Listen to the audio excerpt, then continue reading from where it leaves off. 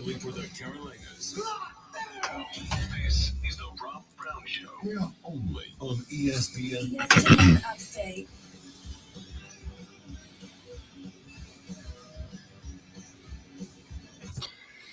And away we go, ladies and gentlemen, boys and girls, children of all ages. The big show is on the radio. This is ESPN Upstate. Hello, Upstate South Carolina. Hello, America.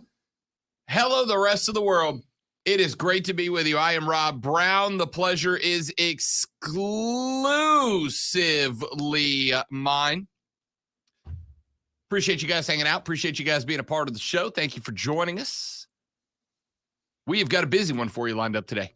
1.5 million things to talk about. We're going to get to it all over the course of the next 3 hours of sports talk broadcasting greatness directly across the glass from me, both metaphorically and quite literally. He is the great one. Hashtag Dad Kicks Colonel Grudge, the alpha and the omega of ESPN Upstate, the content cash cow, the conductor of the symphony of sound that is the Rob Brown Show. He is Lonzo. What up, big dog? Valuable lesson to all you aspiring radio people out there. As someone who's been in radio for nearly 25 years, never adjust the headphone level before the host speaks if that host is Rob Brown, because my sinuses just got cleared. But I appreciate that because it was a little stuffy, and now I'm good. I just hit you with audio waves so hard they traveled through your ear canals, vibrated your head to the point of clearing up your nasal passages. Luckily, they didn't go lower, or I might need to change underwear. Oh, man. I was just asked to ask you, Lonzo, what continent the North Pole is on? Why do you people? It's Antarctica. No. Okay, whatever. They gave me yes. Antarctica's on the bottom. Is that it's South Pole? Bottom, And it's yeah. on these are places I'm never going to visit. It's on the bottom. Okay, whatever. I'm going to take your word for it. But that's not my word. That's just the that's your word, and I'm not willing to look it up because I trust you enough to believe that you're right. So whatever. I thought you were going somewhere else, and I'm glad you're not. No, that's just what a texter said. No. So what continent the North Pole's No, on? no, that's fine. It's fine. Yeah, the next story that was talked about, I'm hoping you don't bring up. I didn't hear any of it. Okay, because apparently there was a woman who was breastfeeding a cat on a flight, and I didn't entirely understand it until there was a realization near the end of the segment where I finally got that the cat was attached to the breast, and that's what they asked her to stop, and they had to. I thought she was breastfeeding the cat, not the cat was breastfeeding on her. So there was some confusion there. I have so many questions about what is happening on our grown-up informational sister station. No, it was a so things are brought up that are disturbing on occasion. Yeah, just like on any and apparently it was right. Do we bring up things over here that are disturbing? But we also acknowledge we're all idiots. No. You guys are supposed to be the smart ones over there. Not me. Which is why probably these stories are brought just to make me feel uncomfortable, and it took me a while to get it. But apparently there was an incident on a flight where a woman was actually breastfeeding a cat. And I just, as you may know, but all the listeners know that I will not fly. So the host over there, Vince Coakley, will bring up flying stories just to make me feel uncomfortable. And that one, just like, I have so many questions, and they're not going to good places. They're just not. The show is not going good places so far. We have. Yeah, because now you're looking up the article. I'm doing my best not to. Yeah, I'm doing my best not to. All right. You know what? I'm not even going to talk anymore. Let's just do the thing. Let's do lunch. This is a very nutritious lunch. All the food groups are represented. You guys hear? What in the wide world of sports is going on here?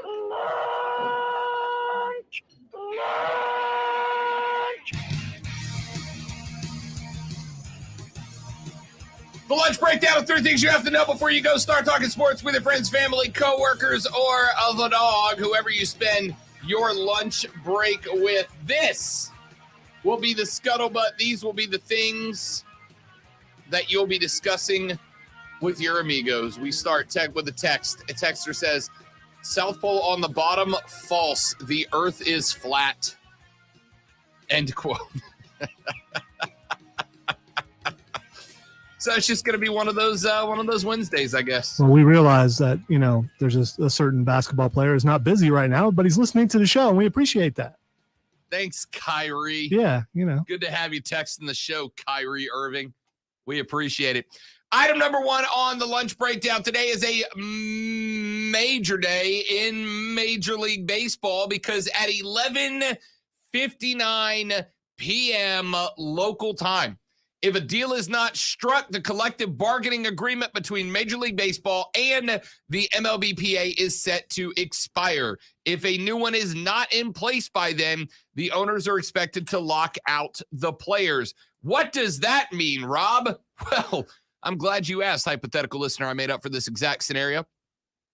The last deal between Major League Baseball and the MLBPA was negotiated way back in 2016. The current collective bargaining agreement covers everything that Major League Baseball and the players have to agree on, how long the season lasts, what kind of per diem players receive when they're on the road, et cetera, et cetera. That deal ends at midnight tonight, and if a new deal is not in place, owners will likely choose the lockout option to push the union into a more urgent state of negotiation. It is the opposite of a player's strike. It is effectively an owner's strike.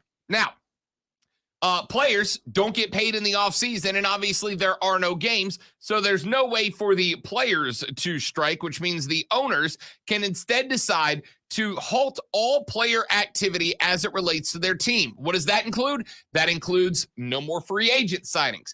That includes players not being able to use team facilities. In fact, there is to be no contact of any kind between teams and players until a new agreement is reached. The next question that I've been asked when this conversation has come up is, how long could this last? Could we see this go in to what is supposed to be the start of the 2022 MLB season? And the answer is, that is a possibility, not a definite, not even a probability, but a possibility. And it's always a possibility once a work stoppage occurs. There are still 3 months until the regular season begins. It would be shocking if 2022 did not go to a full 162, but it is a possibility. Now, a more likely possibility is that spring training does not start on time. Spring training would effectively be used as a sort of false deadline between both sides to get it going, right? The players might say, hey, if we don't get spring training, then we want to shorten the season by 20 games. The owners might say, if you don't come into spring training, then we're going to take X amount of dollars off of every contract. We don't know how it's going to work out. These two sides both lost a ton of money courtesy of the pandemic. Anything short of a full season would be very detrimental to MLB. So it will be used as a false deadline. But if this if this lockout happens all the way up to spring training and players say, no, we don't have to, we're not just going to show up and start playing games, we need time to train and get ready, then it could be thrown into the mix as well.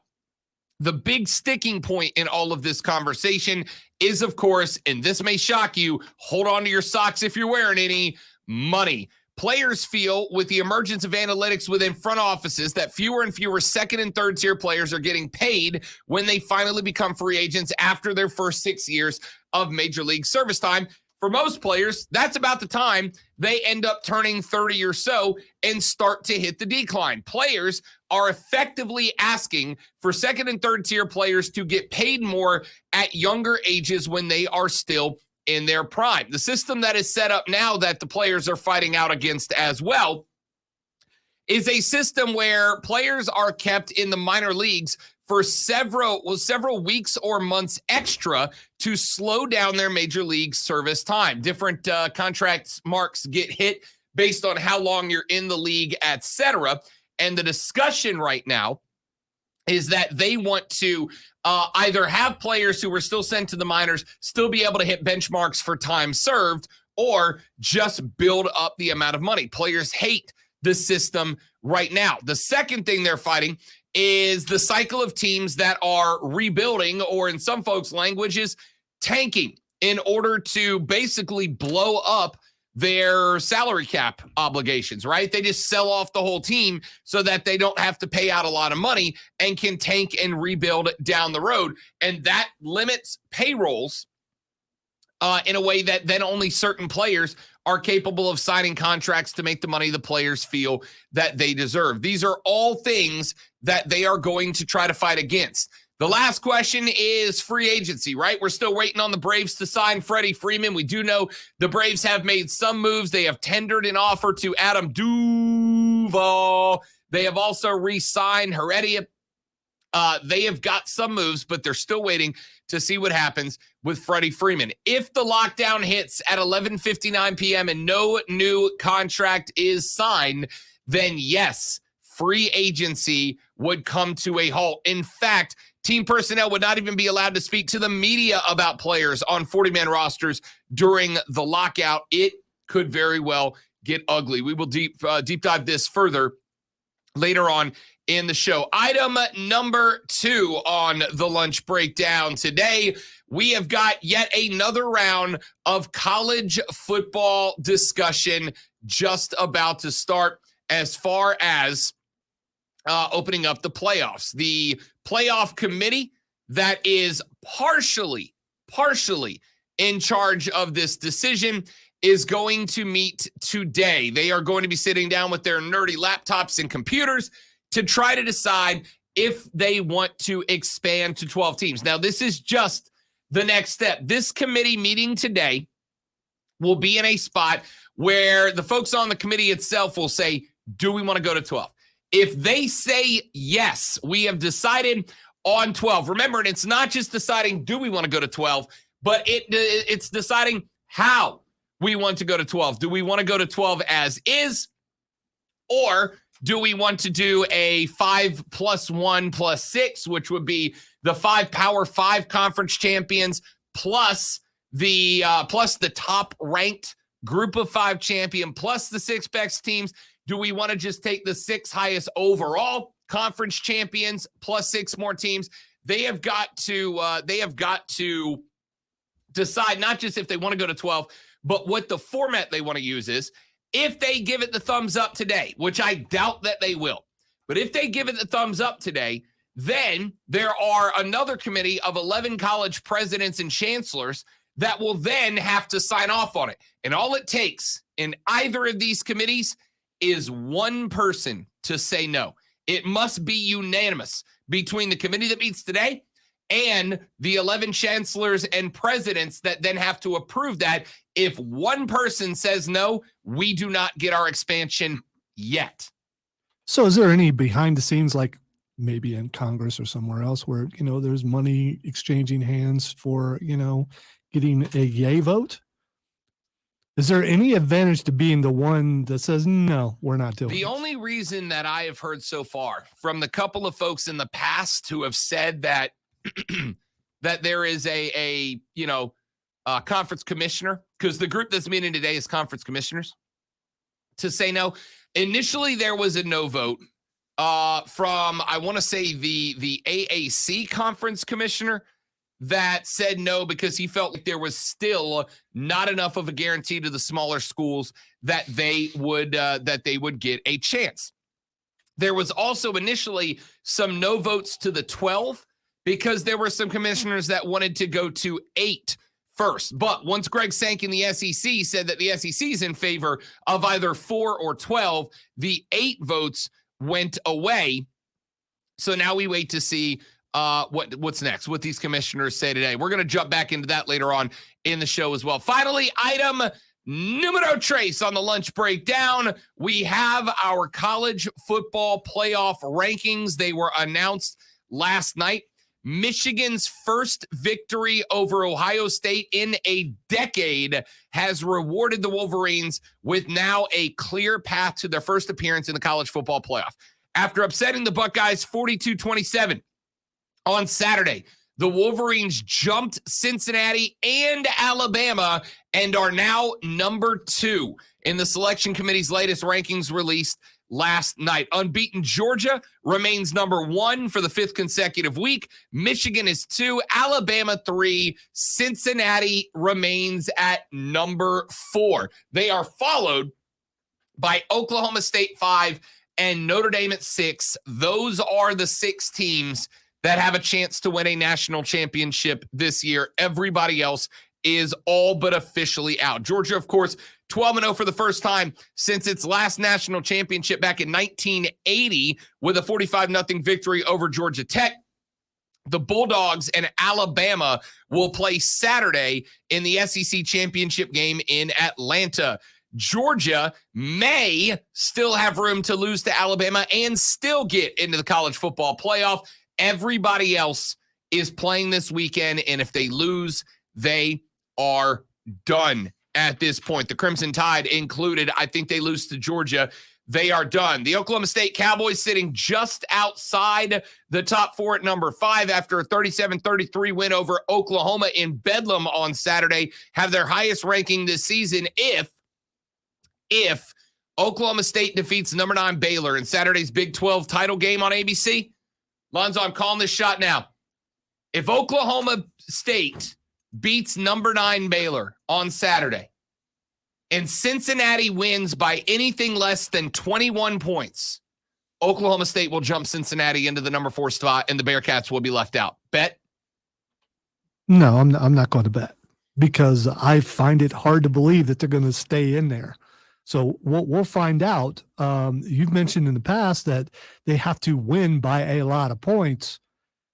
I think they just have to win and hope that Georgia beats Alabama and that Michigan beats Iowa. Everyone's acting like it's a foregone conclusion that Michigan's going to beat Iowa. And yeah, they looked really tough against Ohio State. Iowa at the beginning of the year, they were the team in the Big Ten and they got knocked off a couple of times.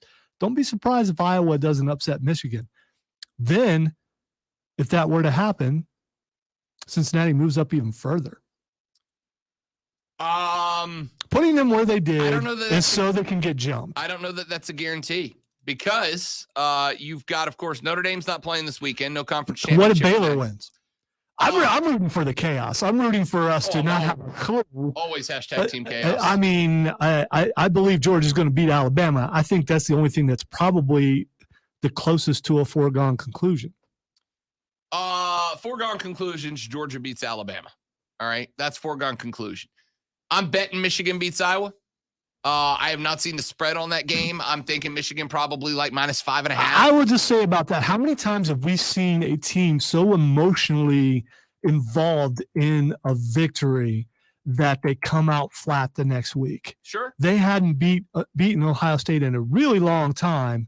And think of the playoffs last year. Ohio State waited all year to do what they did to Clemson. They did, then they showed up the next week to play Alabama, and they had nothing. They had no emotion. They had nothing. If you don't have a little bit of emotion coming in, you can be well prepared. But if you're not feeling it, you're going to lose. Michigan, And by the way, a 10.5-point favorite.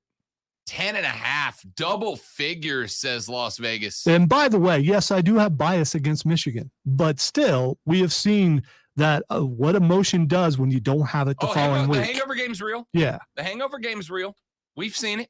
Michigan 10.5-point favorite over Iowa. So I'm going to go Georgia beats Alabama. I'm going to go Michigan beats Iowa. I'm going to go Cincinnati beats Houston. The only question is by how much, right? These are not official picks because I'm sure we'll make those at the We'll end make of our the week. official picks tomorrow against the spread, but I'm just talking straight up. Wait a minute, right now. tomorrow is Thursday, isn't it? Oh, it is. We got to do that tomorrow. Yeah, this week is going by quickly. Also, by the way, I screwed up, and I have not looked at our results from last week. I let Diddy pick on your behalf because What? I forgot to send you the email. What? And see, I just figured you didn't do it. I think Diddy did pretty well. No, we did it. I just realized Thursday as we got to the second hour, I was like, crap, I forgot to send Lonzo these. I need to send them now. And by the time I remembered, it was Saturday night and the games were in the bag. I hope that my advocate did a good job. I think he did okay. My Paul Heyman. Lonzo. So we've got Oklahoma State over Baylor, 6.5-point favorites there. We've got Houston, Cincinnati. The Bearcats are only a 10.5-point favorite there, but Houston is a ranked team. Michigan is a 10.5-point favorite over Iowa and Georgia. Georgia's only I got to tell you, Lonzo, I may have you prepare later in the show the free money alert sounder, because Georgia being a 6.5-point favorite over Alabama, ooh, somebody might win some free money this weekend. All right, let's take a break. We'll come back. We'll break down our college football playoff rankings. Well, I guess continue to break them down when we come back here in just a minute. My name is Rob Brown.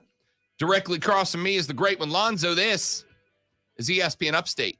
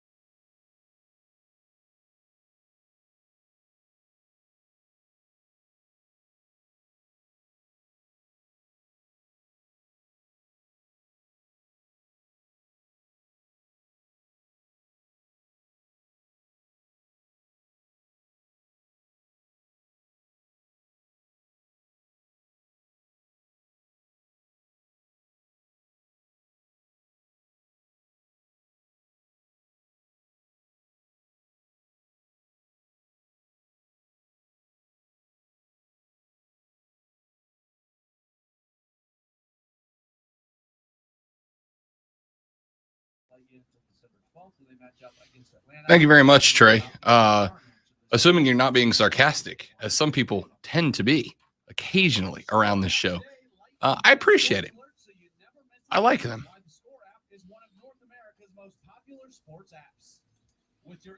I also need them to see. No, I'm not reading that. I'm not reading that. No interest to read that.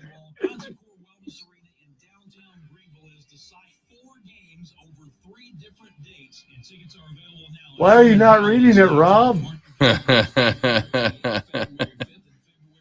Because it's weird. It's very weird. There's like we talked about. I don't judge people for the things they like. I play multiple hours of D&D and watch lots of wrestling. I don't judge people for what they do and what they like.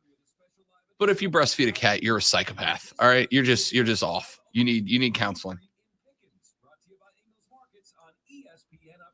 This feature sponsored by Indeed. If your seasonal hiring needs are covered, then you don't need Indeed. Indeed is the smart hiring platform that delivers 4 times more hires than all other sites combined, according to Talent Nest. Post a job and hire ASAP. Visit Indeed.com/credit. 'Tis the season. Season for what? For the Upstate Holiday Light Show. Where's that? At Greenville Pickens Speedway. Millions of incredible lights, a kids' light zone, 600-foot light tunnel, even a drive-through petting zoo. Do we need tickets? Sure, but fast passes are available. Just sign up online. Plus, it gets the hubby into the holiday spirit, so we're not doing that last minute thing. Where do I score some tickets? Just go to upstateeggs.com. We should all go together. The Upstate Holiday Light Show is going on now at Greenville Pickens Speedway. Twice the animals and the carnival rides are back. UpstateLights.com. Opinions wanted.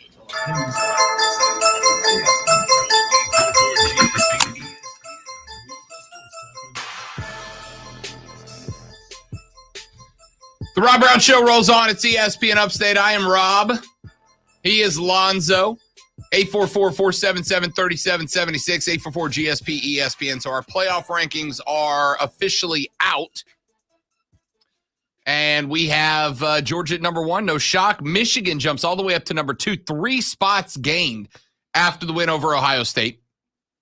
We get Alabama falling to, well, I guess staying at number 3. And Cincinnati at number 4. Oklahoma State just outside at number 5. Notre Dame at number 6. Those are your 6 teams with a chance to win a national championship at this point. So that makes conference championship weekend very, very interesting at this point because we're going to see some chaos, I think. Well, at least I hope. We'll find out. We're looking at Michigan playing Iowa. Michigan a 10.5-point favorite in that, which is a big line. I thought it was going to be like 5.5, 6.5. It's all the way up at 10.5. I wonder if we'll see that change. I don't think so. I think a lot of people have a lot of confidence in Michigan. The Wolverines, of course, with their one loss earlier in the season, and then a beatdown on Ohio State is very impressive. But there's some question marks for Michigan. They had a 7-point win over Rutgers that was closer than it needed to be. They had a 3-point win over Nebraska. By the way, Nebraska, 9 losses for Nebraska, Lonzo, every one of them by 1 score. I mean, talk about being close, but just not being able to get the job done. They beat up on Northwestern. Remember, their only loss came to number 11 Michigan State. And this is why, I mean, this is a perfect illustration of why you cannot rely on the transitive property of football to try to figure this stuff out. Michigan loses to Michigan State. Michigan State gets punched in the face by Ohio State, and then Michigan turns around the next weekend and beats up on Ohio State. Not the same kind of beating. You keep making it sound Ohio like State it was way worse over Michigan yeah, State. Yeah, for sure. Without a doubt. I'm not surprised that Michigan jumped up to 2. I think they probably deserve it. That hurt. They turned around one over Indiana 29-7. They beat a good Penn State team, but an unranked Penn State team 21-17. Remember, though, that was a night game in Happy Valley. That's a tough one. That's a tough one. I don't care how good or bad you are. Ask Auburn. That's a tough one to go win. They beat the hell out of Maryland 59-18 before 42-27 over Ohio State. So they get number 15 Iowa. No, that's by no means a guaranteed win over an Iowa Hawkeyes team that's got a couple of good wins on their resume as well. They knocked off Iowa State. Remember, at one point, a lot of folks thought Iowa State might make some noise this year. They beat them by 10. They beat Penn State as well. They put up 24 on Purdue. 27-7, though, they lost to Wisconsin. So they're not an unbeatable team. But Wisconsin's got that really interesting dynamic that's different than anybody else you'll play in college football this year. They snuck by Northwestern. They snuck by Minnesota. They beat Illinois by 10. They snuck by Nebraska as well, 28-21. Michigan is the better team here, but that's why we play the game on the field and not on paper, right? The old cliche. So, who's going to be the Final Four that are in? Lonzo, I think it's the Final Four that are in with one potential change. And I'm going to stick by this. If Oklahoma State knocks off number 9 Baylor this weekend, Oklahoma State will jump Cincinnati and go into the 4th spot. Cincinnati will get locked out. They will be 13-0 because they will beat Houston.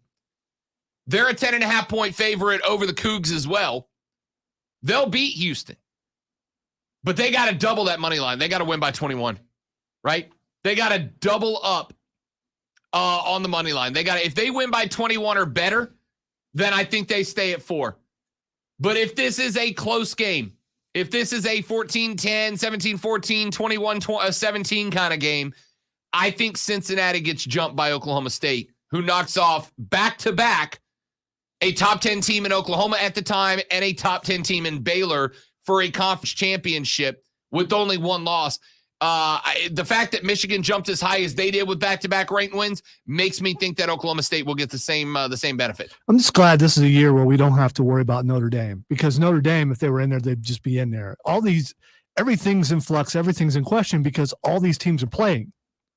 So there's a shot that any of them could lose and it could change things. And then maybe Notre Dame moves up, unfortunately. But still, I like that we're going into this weekend without knowing for sure, although we all believe, all right, a lot of us believe that Georgia is going to beat Alabama. But what if they don't? I mean, how much does it change, really? If Alabama is to beat Georgia, this means Alabama stays in there, and Georgia is going to stay in there too if they lose. So, I mean, I don't know. I didn't think Cincinnati's going to get in there. Now I'm thinking, like I said, I still believe that Iowa can beat Michigan. I still believe that there can be some changes in there, and that Alabama's going to be off. I mean, it's going to be out of there if they lose. What about 6 and 7? What if? All right, there's a dream. There's a dream that can't happen. The dream that number 7 can shoot up to number 4, and I know it's not going to happen, but still, it's impossible for that to happen. No, nobody outside of the top 6 is getting into the Final Four. Right. It's not happening. Nobody with 2 losses is going, and I'm including Alabama with that. I'm including Cincinnati with that. I'm including Michigan with that.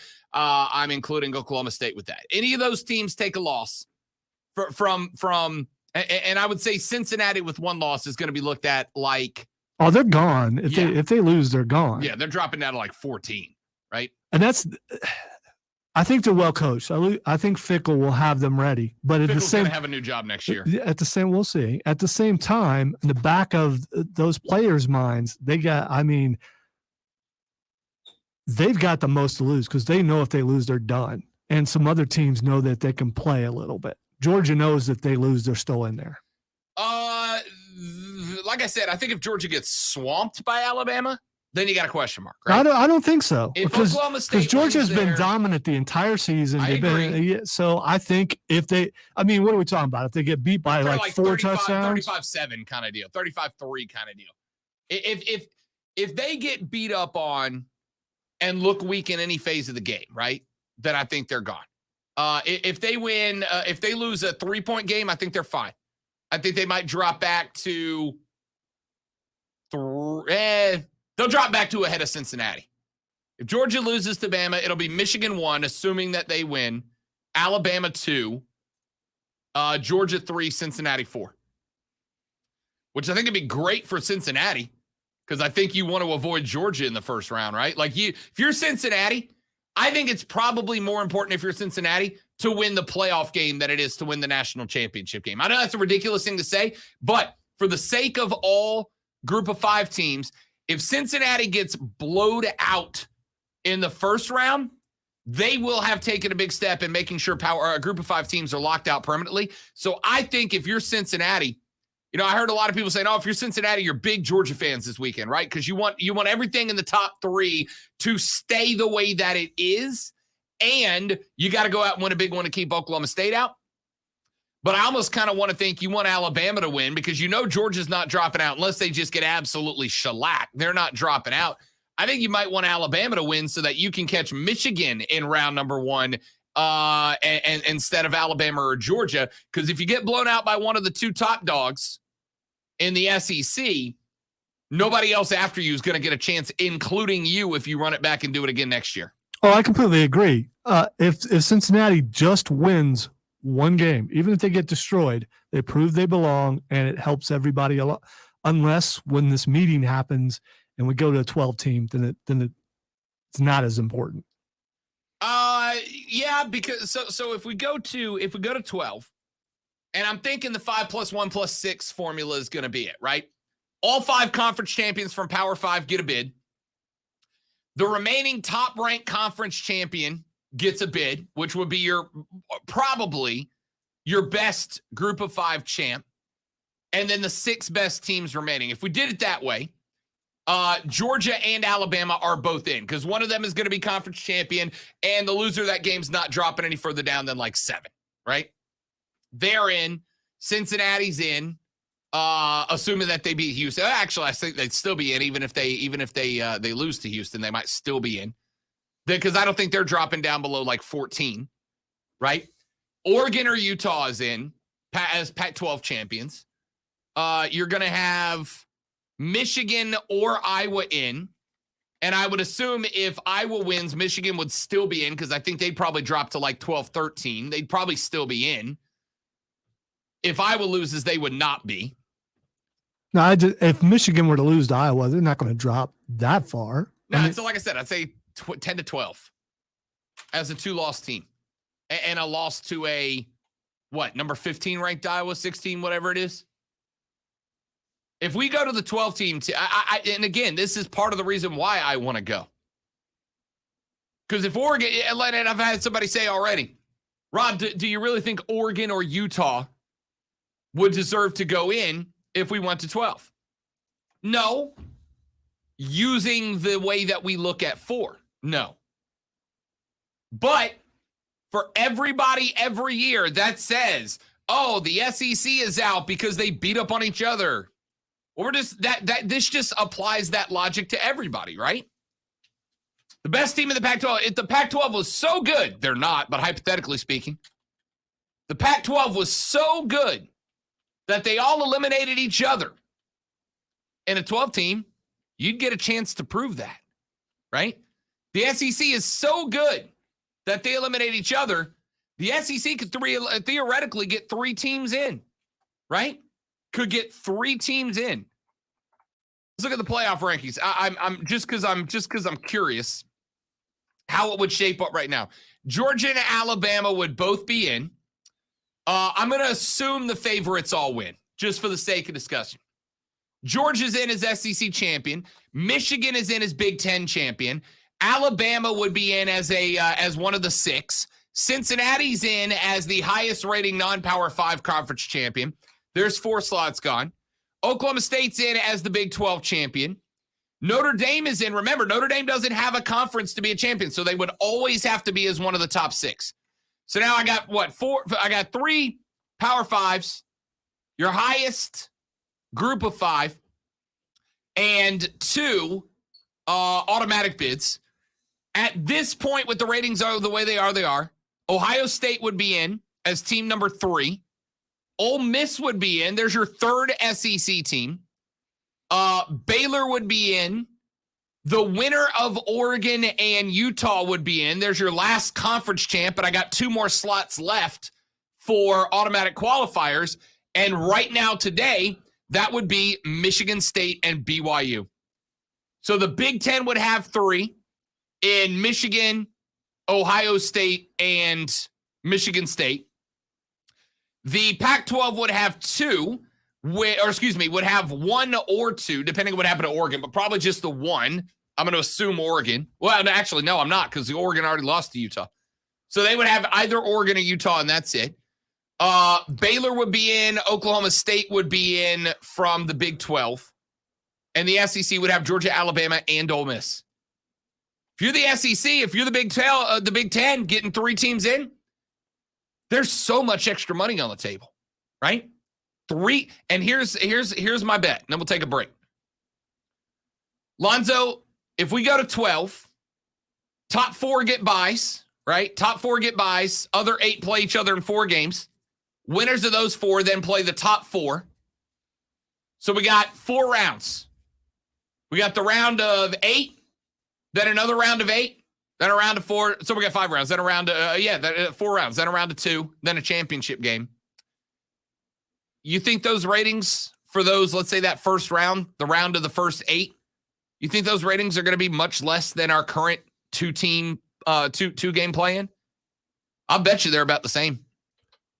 The ratings are going to be better than probably any bowl game because there's something riding on each one of those games. The Tax Slayer Gator Bowl is going to quite keep up with BYU versus Oklahoma State for the right to go on and play Georgia, Michigan, Alabama, or Cincinnati the next week. And on top of that, you're going to get some rivalries. You got Georgia, Alabama, and Ole Miss in there. 2 of those guys are getting matched up in the first or second round. at least at the latest, the second round. Do you think an Alabama-Georgia playoff game wouldn't absolutely kill in the ratings? Hell, Alabama-Ole Miss would kill at least across the Southeast. Michigan State in the second round? Give it all to me. This is a no-brainer, y'all. We come back. Greg Sankey is at the meetings that are taking place right now to talk about expansion. We'll hear what Greg Sankey had to say when we come back on the Rob Brown Show on ESPN Upstate.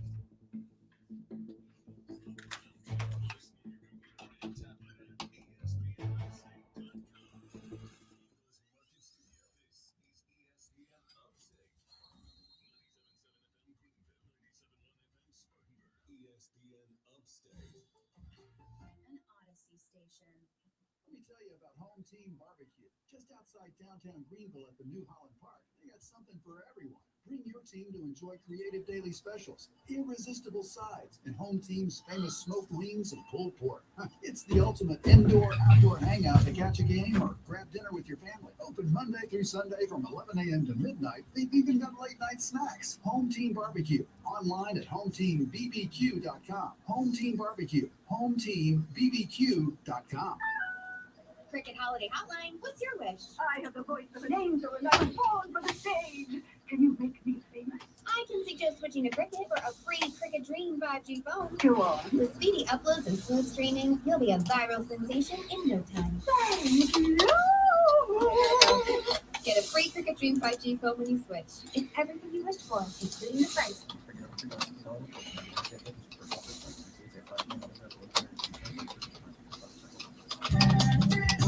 What can I possibly do to make this stressful time a little better? Here's one thing I found. It's a small thing, a simple thing, a remarkable thing. Smile. You can share a smile from more than 6 feet apart. You can share it socially, whole world. In fact, right now, I'm smiling at you. And I hope you're smiling back. Because smiling is fun. Pass it on. Todd thought it would be secure to jog in the cheetah savannah. Todd believed the big cat repellent he bought online was reliable. And now Todd is trying to be faster than this cheetah that can run 80 miles per hour. But the good news is Todd has AT&T 5G. Run, Todd. It's reliable and secure. And he learned the best thing to do is stop running and toss her back to AT&T 5G. Fast, reliable, secure. It's not complicated.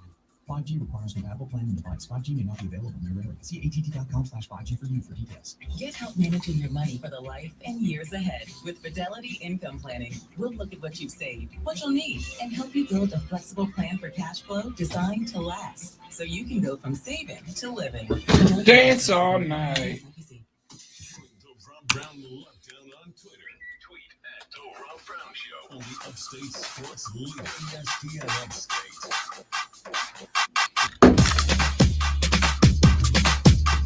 Clip number one, if you don't mind, please. Lonzo, Greg Sankey is the commissioner of the Southeastern Conference. Yesterday, he jumped on with Paul Feinbaum on the Paul Feinbaum Show to talk a little bit about what is taking place in this meeting that is going down today. Here's Greg Sankey, commissioner of the Southeastern Conference. I think it's been made public that we've got some meetings coming up in November to look again at the 12-team playoff. I was a part of that group, so let's just dispel a couple of talking points. Our responsibility, and I've said this to you before, I'm going to say it again, was to look at college football, look at the 4-team format, which I think can continue to work, but also look broadly at the health of the game. And that led a group of us to identify a 12-team playoff as one that can provide conference champion access, so 6 of those, and the remaining 6 best teams to participate in a national championship. That's a national championship. And we've had conferences at the autonomy level that have been in 2 of 7 years total. We've excluded the West Coast largely from the playoff. When you look at the standings now, who knows what will happen, but we may have more conferences excluded from the playoff. And so the 12-team format brings people in a healthy way. It is separate from any other events, but we have important issues to discuss. I'm hopeful that we'll be prepared to make a decision Much of that will depend on the perspective that my colleagues bring to the table and whether or not we can address and work through the issues that they identify. There's been a lot of work. I think it's been a healthy conversation. We expected the need for time beyond the summer to work through issues, and we'll see if we can come to a finish line. But I'm certainly prepared to do so.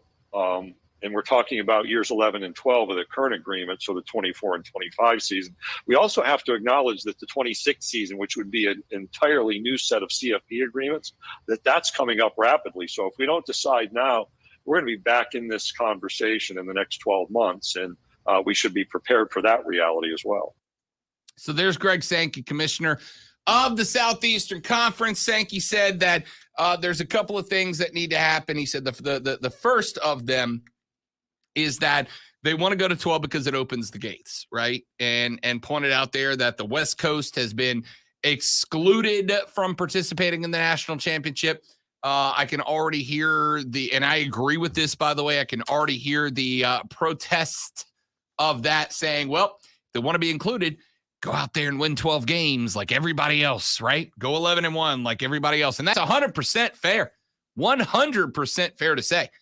But again, there are years when everybody in the SEC beats everybody else and they get locked out. And it's all about, we beat each other up. And if that is the case, this opens the gate. If you're the best team, let's win in 3 more games, right? If you're the best team, let's win in 3 more. I'm good with it.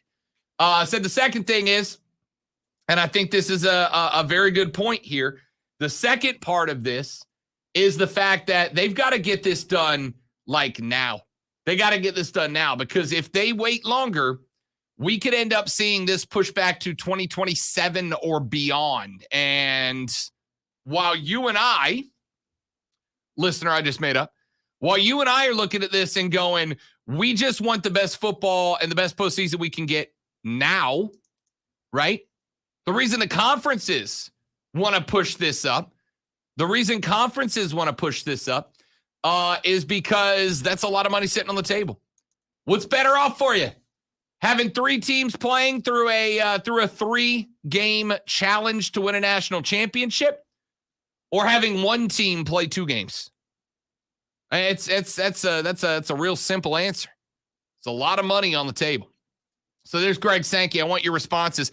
Phone lines open, 844-477-3776, 844-GSP-ESPN. Text us on the Ingles Market text line at 71307, 71307. Start your text with ESPN so we can read them on the air. Let's come back and wrap up hour number 1 after this on the Rob Brown Show and ESPN Upstate.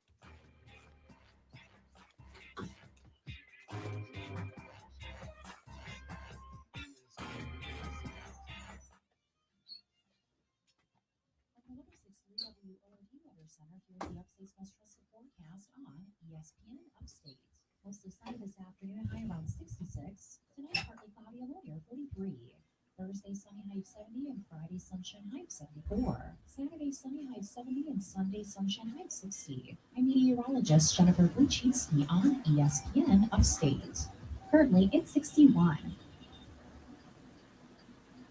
This Friday on ESPN Radio, it's the Pac-12 Championship game. 10th ranked Oregon goes head-to-head with 17th ranked Utah in Las Vegas, with a trip to the Rose Bowl on the line. It was Utah who blew out Oregon on November 20th and ended the Ducks' hope at the playoff. Can the Utes take down Oregon again, or is it revenge time for the Ducks? Number 10 Oregon, number 17 Utah. Friday night at 8 on your home for college football championships, ESPN Upstate. The Upstate Holiday Light Show is going on now at Greenville Pickens Speedway. Drive through a nighttime Christmas wonderland as 32 million colors set the sky ablaze, synchronized to the music of your favorite holiday classics. UpstateLights.com. Donate a toy to an Upstate child in need during the Leo Santa Toy Drive.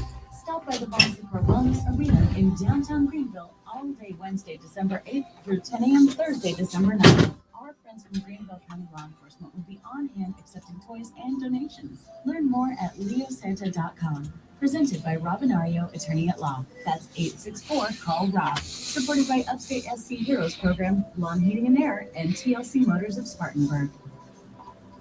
There's nothing worse than coming home from a cold day to find out that your heater isn't working. When this happens, you need an HVAC company you can trust. A company like Priority Heating and Air. Their HVAC specialist will give your system a thorough checkup. And if you need a new unit, Priority Heating and Air is a proud distributor of the Coleman line of HVAC systems. So keep your family or business warm this winter and give Priority Heating and Air a call today at 591-1847 or online at PriorityHeatingandAirHVAC.com. Your HVAC problem is our priority. Priority.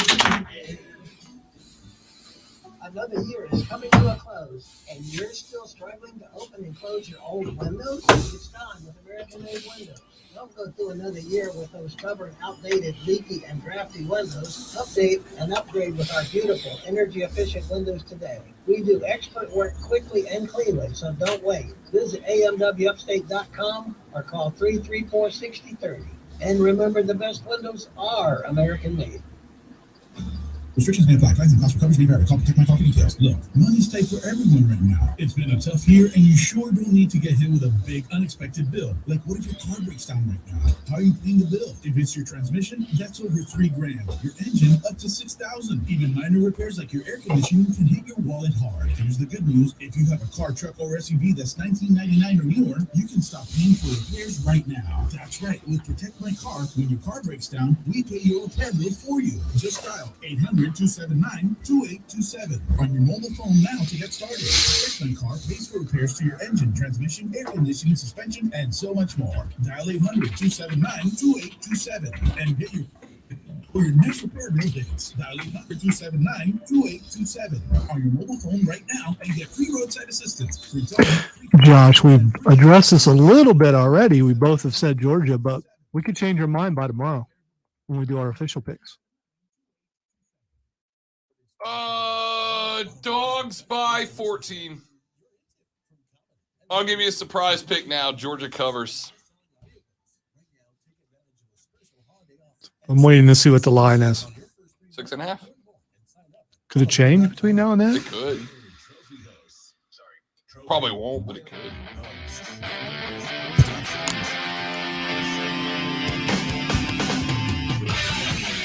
The Rob Brown Show rolls on. It's Rob, it's Lonzo, it's you, 844-477-3776, 844-GSP-ESPN. Talked a little bit earlier about the MLB lockout. We're going to deep dive that further later on in the show. But just so you guys are aware, the Braves have been making some free agency moves, and it's unsurprising that we've seen so many free agency moves around Major League Baseball as a whole over the past 48 hours. Remember, if the lockout does go into effect at midnight tonight, that is if Major League Baseball Player Association and the owners are unable to come up with a new CBA before 11:59 this evening, then the lockout starts. And if there is a lockout, effectively it kills all communication between offices and the players entirely. That means no free agent signings, can't even be talking about potential contracts, right? That's one of the things that a lot of people are concerned about, is the premise. If you've been working with a free agent contract, like hypothetically speaking, let's say, I don't know, making up a situation. Let's say you're pick a team, the Atlanta Braves. And let's say you've got a fan favorite, pick a position, first baseman. And let's give him a generic name. I don't know, Freddie. Freddie's a generic name, right? That's pretty generic, yeah. Yeah. So let's say that you're, and again, I'm just making the situation up, but let's just say you're there to pick a team off the cuff, the Atlanta Braves, to pick a random position, a first baseman, and to pick a generic name for the sake of discussion. Let's say Freddie. All right. So Atlanta's first baseman named Freddie. And let's say you've been working on a deal with Freddie, and Freddie's also been talking with other teams just to probably more than likely gauge his value. Again, all in theory, completely theoretical.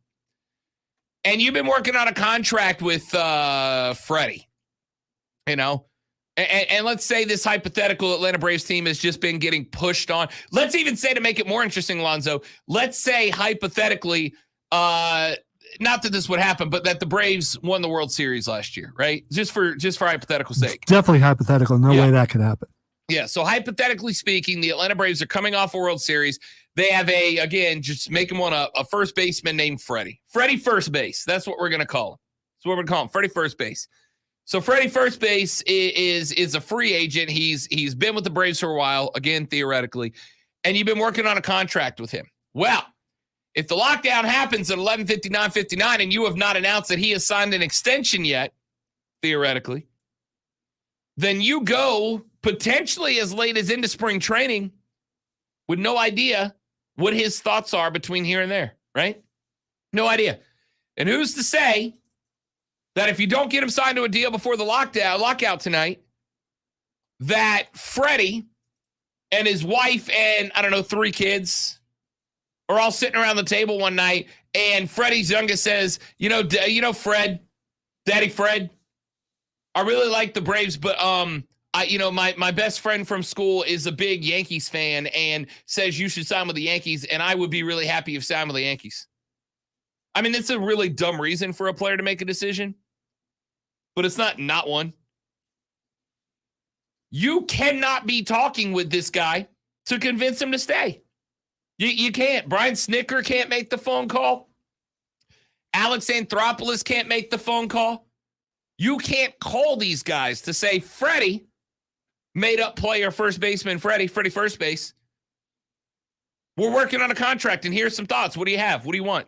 What do you like? What do you want us to change? What don't you want us to change? It's a bad deal. So, again, if you happen to be the Atlanta Braves and you happen to have a guy named Freddie First Base on your team coming off a World Series championship, I would really work hard to try to get that deal done today, right? Because if the deal's done by 11:59:59, dude's a Brave. Whenever the lockout ends and they can come back to work, dude's a Brave. All right, when we come back here in just a minute. Yesterday, we had a really interesting phone call towards the end of the show from Michael, who called in. And he said some of the sacred traditions of college football are being torn down by the current generation of coaches and players. And I had a response to that I want to bring back up. But there's one other thing I saw, funny enough, an LSU fan post on social media yesterday about how important it is that Brian Kelly come in to help raise LSU players into responsible young men. That's a bad take. And I'll tell you why when we come back on the Rob Brown Show, ESPN Upstate.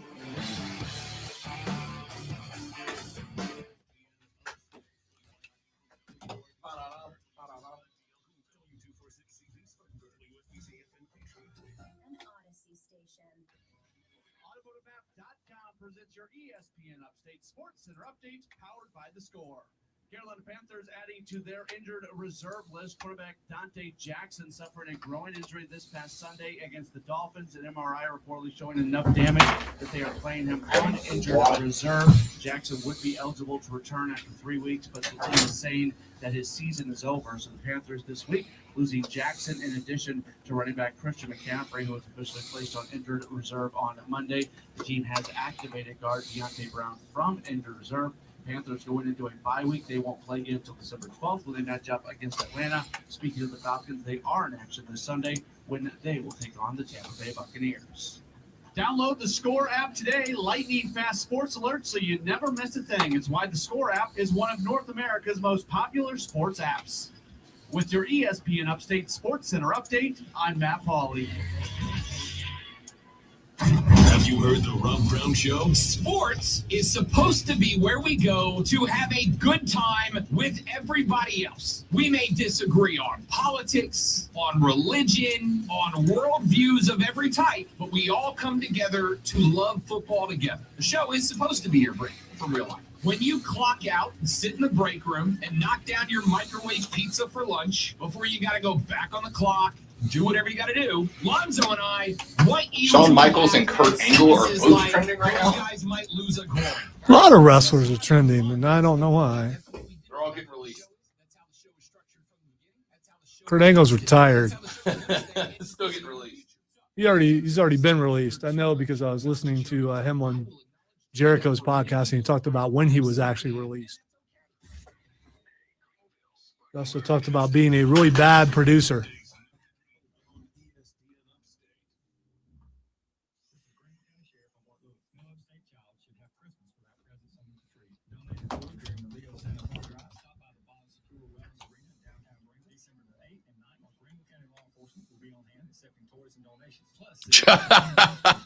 Josh says if they don't sign him, he becomes a free man then, right?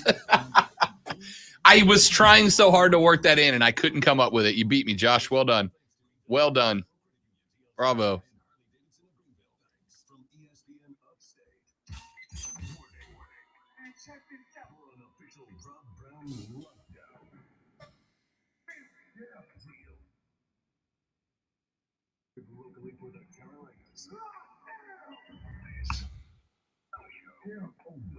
ESPN update.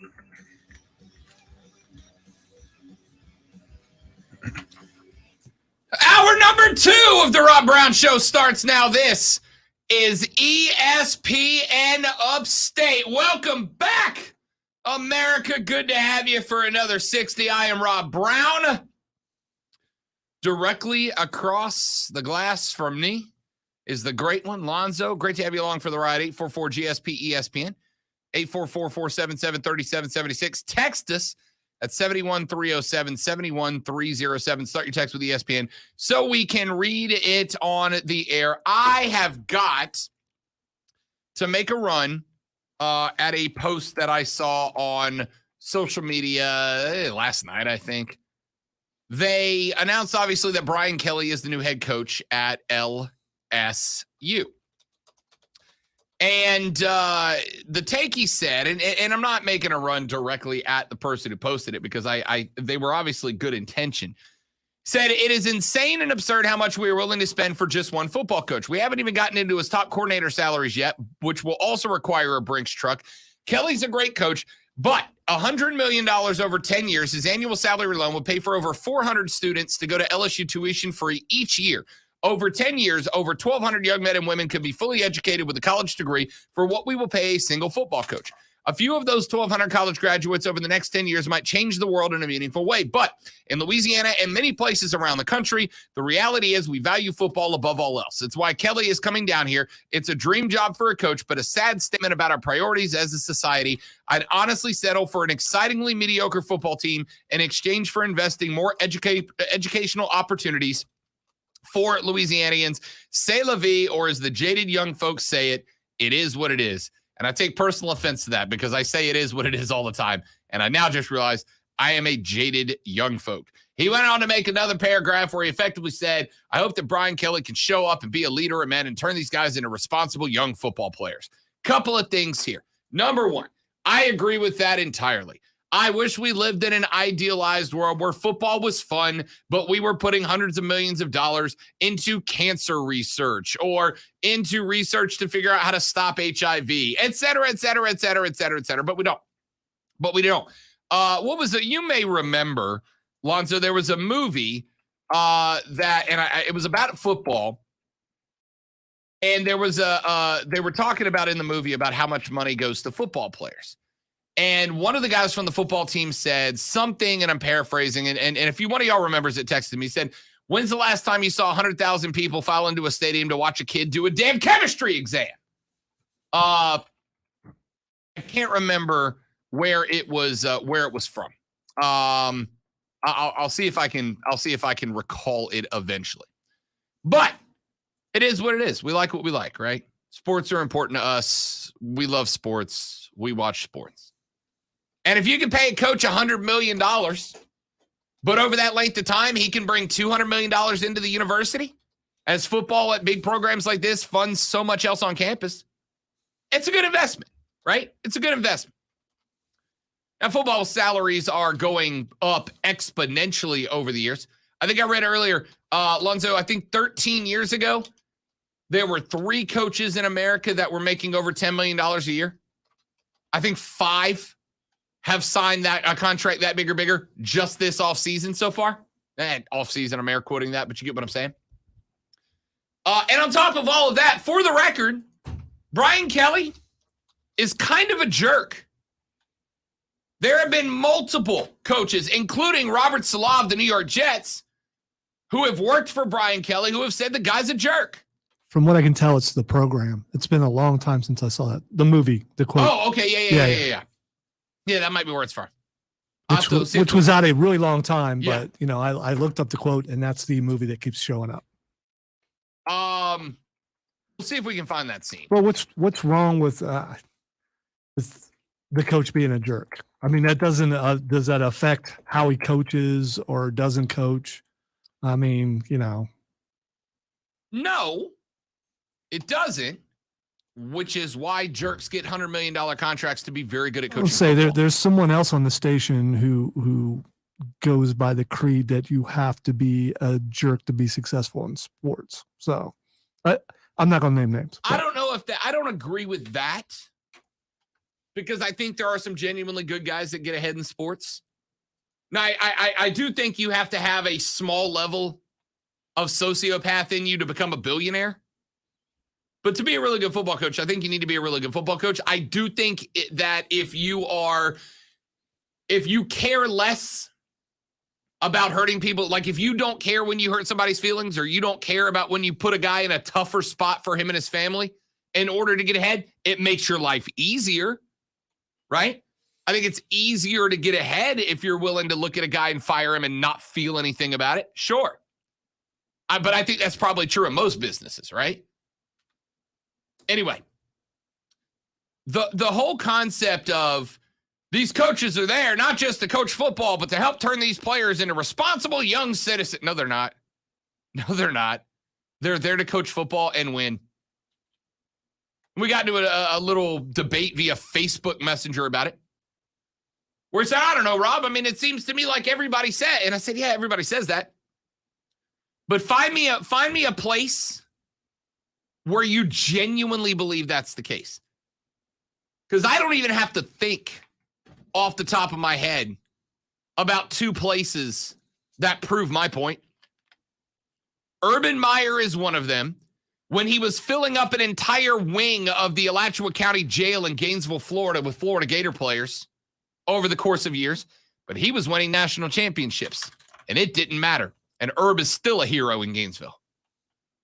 And then I look down south to the University of Miami, DU, where Randy Shannon was the coach. Randy Shannon, I think over 4 years, had one player arrested, which I don't care if you're the coach at freaking Liberty University. 4 years having one guy arrested at college football is a good number. It's a good number.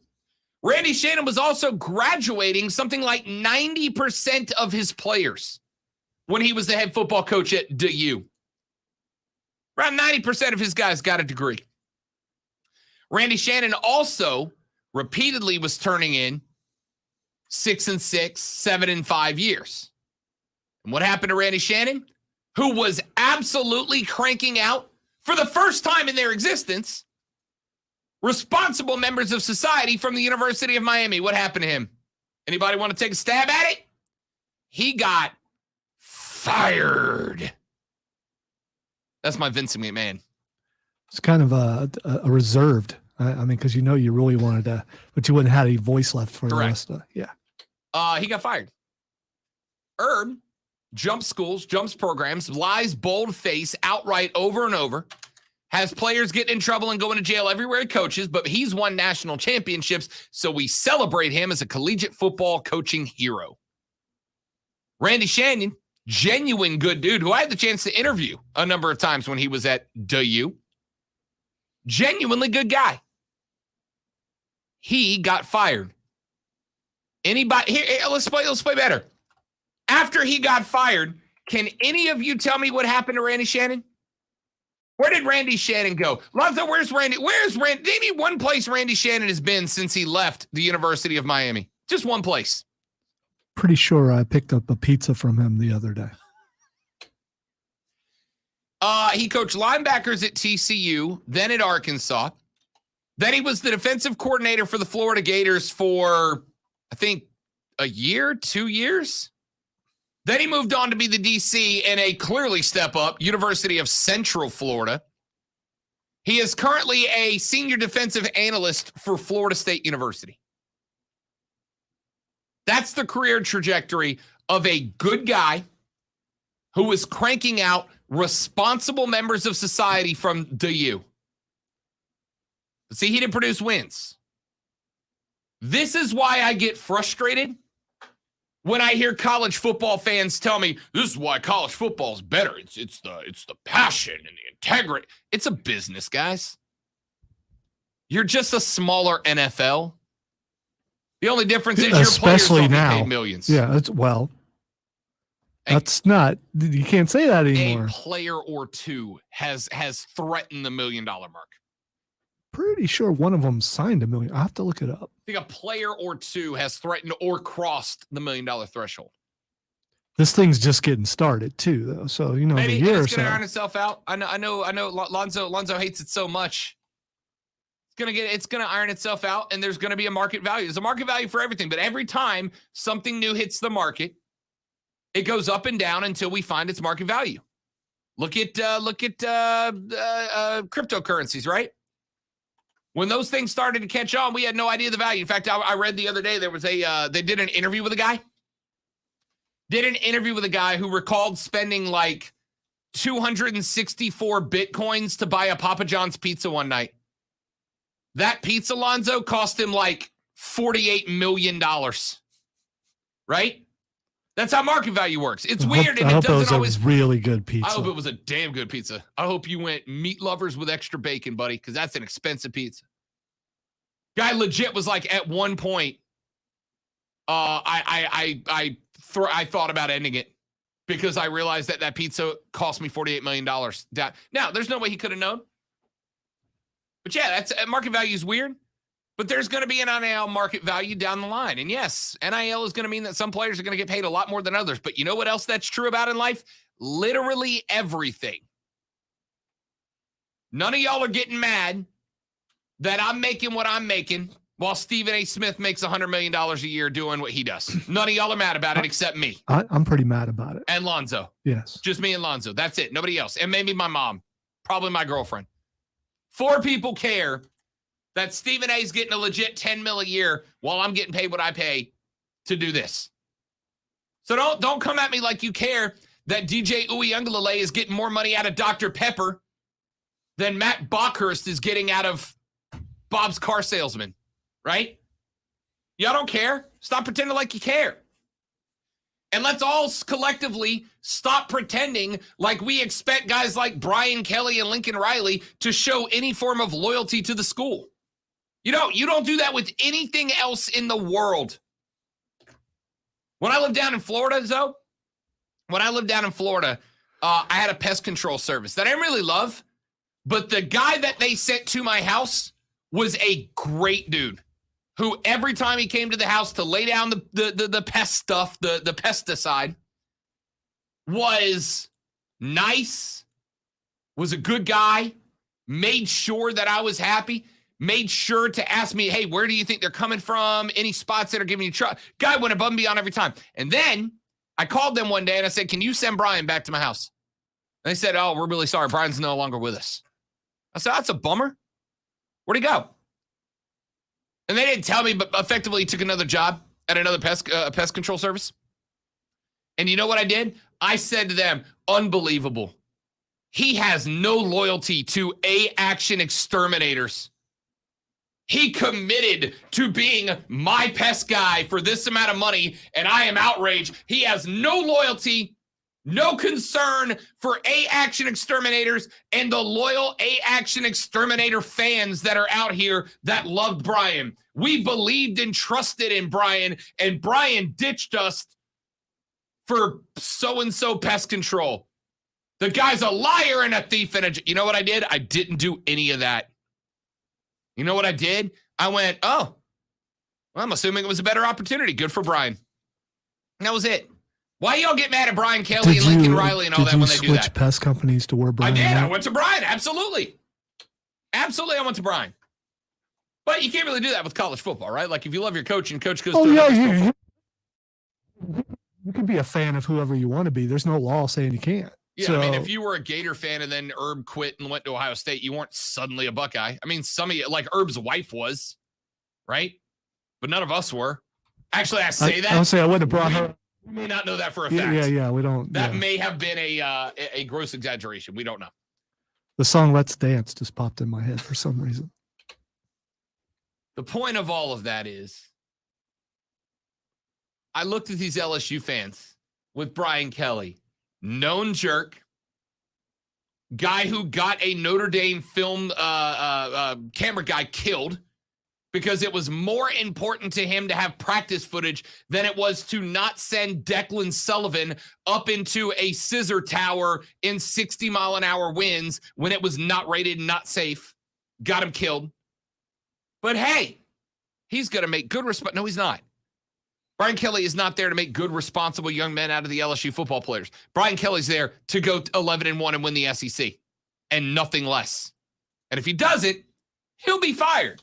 Like Randy Shannon, who did generate good young men out of the University of Miami and lost his job. Look, I am not mad at Lincoln Riley. I'm not mad at Brian Kelly because I get it. I treat those positions like I treat any other jobs in the real world. I saw earlier somebody, a columnist, wrote a column. I got it saved somewhere. But a columnist wrote a column that said Brian Kelly's move was, quote, gutless, end quote, because he was on the verge of potentially taking Notre Dame to a playoff and he ditched them. It was gutless. Lonzo, Brian Kelly was making less money at Notre Dame than Shane Beamer is at South Carolina. At LSU, he is going to make 5 times more money. That would make you turn your head. I think a lot of the sports media people are butthurt because they didn't figure it out before it happened. I mean, maybe, but this when is you make news and then you don't get to break it until after it's already happened. That makes people a little upset. I mean, maybe, but I think at the end of the day, I hate the term. I hate when people say, "Oh, you're just virtue signaling." Well, because some people do it. Yeah. My other thought is when I see something like this happen, don't you wonder, okay, is Notre Dame about to get hit with, NCAA sanctions or something? And he just jumps. I wasn't my thought at all. But if it did happen, would you be surprised? Because I wouldn't, because the sudden jump, and I know you mentioned 5 times the amount of money. But if we find out later that something else is going on as far as recruiting or something like that, would you be shocked? I wouldn't be shocked, but I'm not going to bank on that what's happening here. I'm going to Occam's razor this, and I'm going to say the reason Brian Kelly left was because Notre Dame was going to pay him as much over the next 5 seasons as LSU is going to pay him in 1. It's not quite that dramatic, but it's pretty close, right?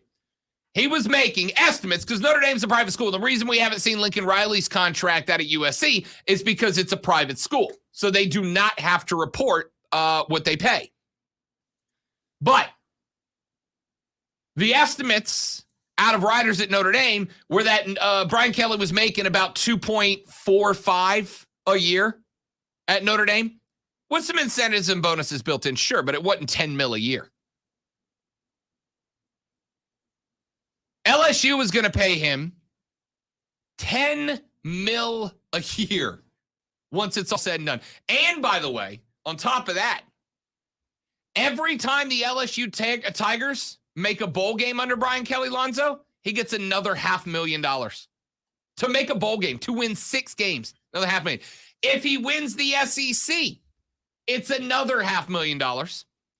And if he makes the national championship, if he wins the national championship at LSU, it is a $500,000 raise on every single year left in his contract that can stack. So if he wins theoretically 2 back-to-back national championships in his first 2 years, dude is stacking another $1 million a year on top of the 10 a year he's already making. That's some awesome incentives. But the question is, how much is left there at LSU for him to be able to turn it around that quickly? LSU is very fortunate. One of the reasons, I know Mark Ryan got very mad at this the other day because he asked on Twitter, what's a better job, LSU or Florida, when both jobs were open? So what's a better job, LSU or Florida? And it was like 95% of people, including almost every expert he had on the air, said LSU. And that is the correct answer. It's a better job than Because Florida. LSU is closer to a national championship in the past than Florida is. Partially, but it's also because Louisiana right now is one of the hottest recruiting areas in the country. LSU has a lockdown on that state, right? Florida being bad has to compete with Florida State, with Miami, to some degree with UCF, with USF. LSU has the state locked down. Now, they got to compete with Alabama and Auburn and Mississippi coming into their state. But for the most part, traditionally, LSU gets to pick the cream of the crop out of Louisiana, because if you grew up in Louisiana, you likely grew up an LSU fan, and there ain't nobody else there. Louisiana Monroe ain't competing with 5 stars. Louisiana Lafayette ain't competing for 5 stars. So if he can at least guard the border to the east from Alabama and Mississippi, LSU is one of the better recruiting spots in the South. And LSU's boosters, as somebody who's been there, they're nuts. They're nuts. They throw redonk money at that program to keep it relevant because it's all they got, with all due respect. They may not be nuts. They're just rich and, And nuts. Yeah, well, okay. The point is, y'all can stop, getting mad at coaches for leaving schools.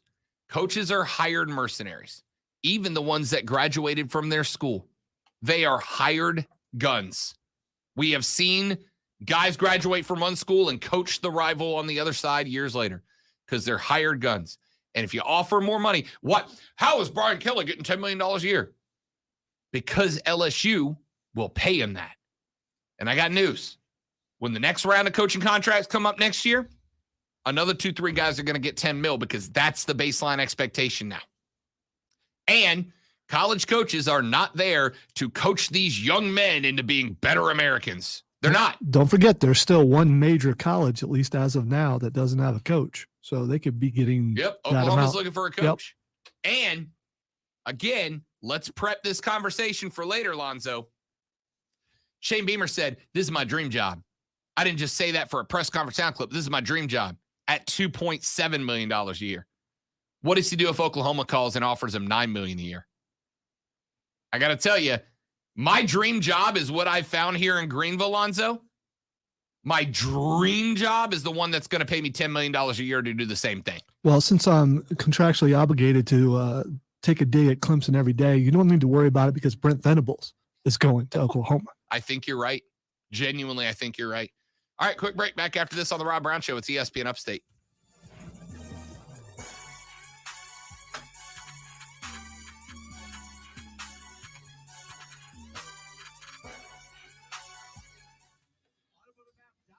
Presents your ESPN Upstate Sports Center update, powered by The Score.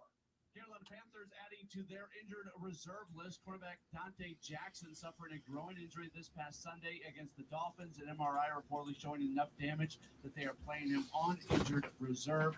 Jackson would be eligible to return after 3 weeks, but the team is saying that his season is over. So the Panthers this week losing Jackson in addition to running back Christian McCaffrey, who was placed on injured reserve on Monday. The team has activated guard Deontay Brown from injured reserve. Panthers going into a bye week. They won't play again until December 12th when they match up against Atlanta. Speaking of the Falcons, they are in action this Sunday when they will take on the Tampa Bay Buccaneers. Download the Score app today. Lightning fast sports alerts so you never miss a thing. It's why the Score app is one of North America's most popular sports apps. With your ESPN Upstate Sports Center update, I'm Matt Pauley.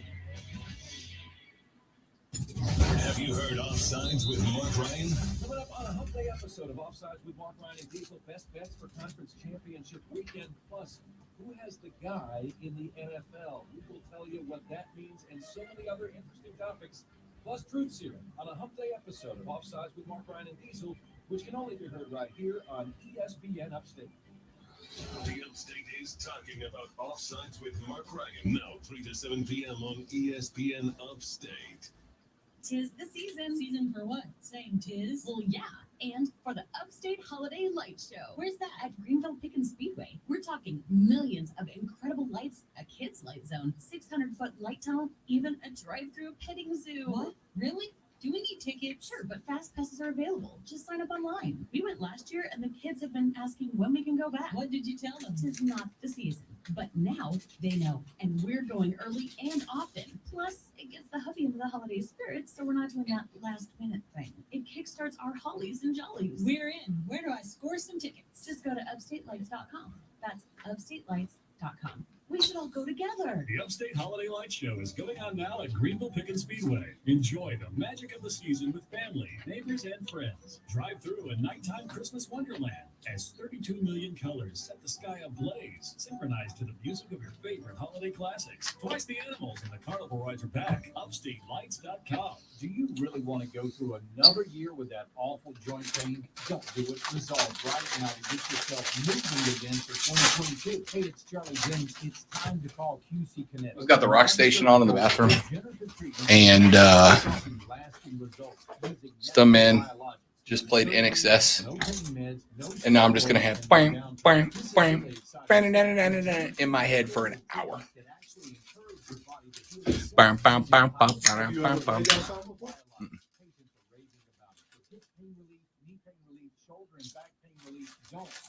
It's not high tempo enough for my boys.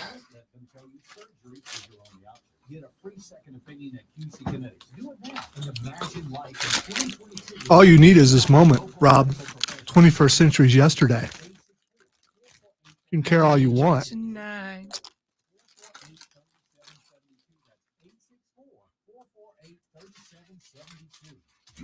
pros need today's tools, and nobody understands that better than the Home Depot. Our app makes it simpler to get supplies ordered and delivered. Our online project calculators cut guesswork and last-second supply runs. After the show, we can test the earworm theory, and I can just play that song over and over again for you.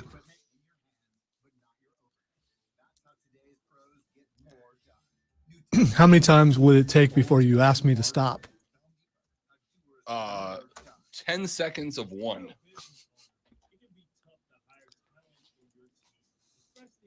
Brown, brown, brown.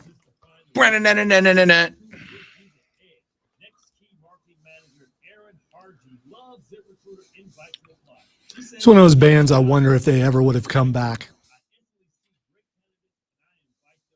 if their lead singer hadn't died. What a band name, too.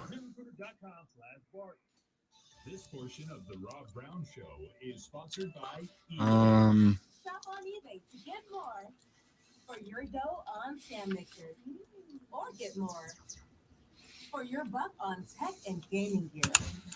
Get more and save more on premium brands with eBay's exclusive deals. Text us anytime.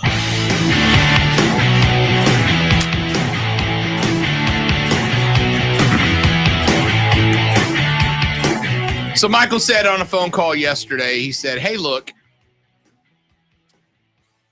the sacred traditions of college football are being torn down by this current generation of coaches and players, right? The things that we used to love about college football, the loyalty and the dedication towards teams, et cetera, are getting torn down. And the thing that I have harped on over my career and will continue to, and I'll bring it back up here now, guys, nobody outside of your school cares about your school, okay?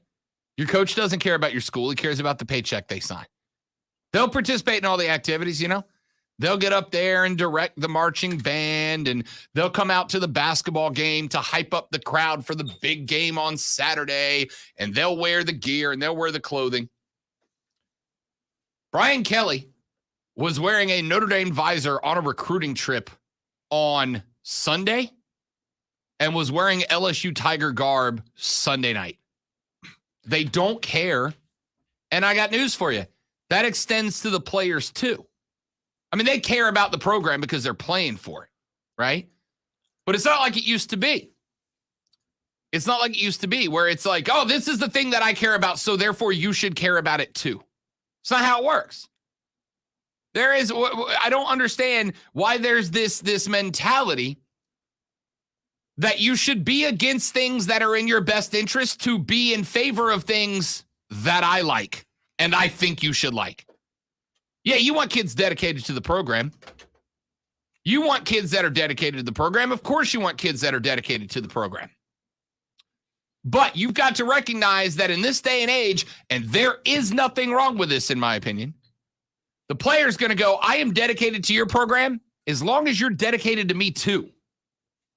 And if you tell me a bunch of things that aren't true, me walking away doesn't show a lack of dedication to the program. It's just me telling you your program's not dedicated to me. And if it's not dedicated to me, later. See, I think a lot of the reason why people of my generation, man, that sounds so old. When I Talk say about that. your generation. People try to put us down.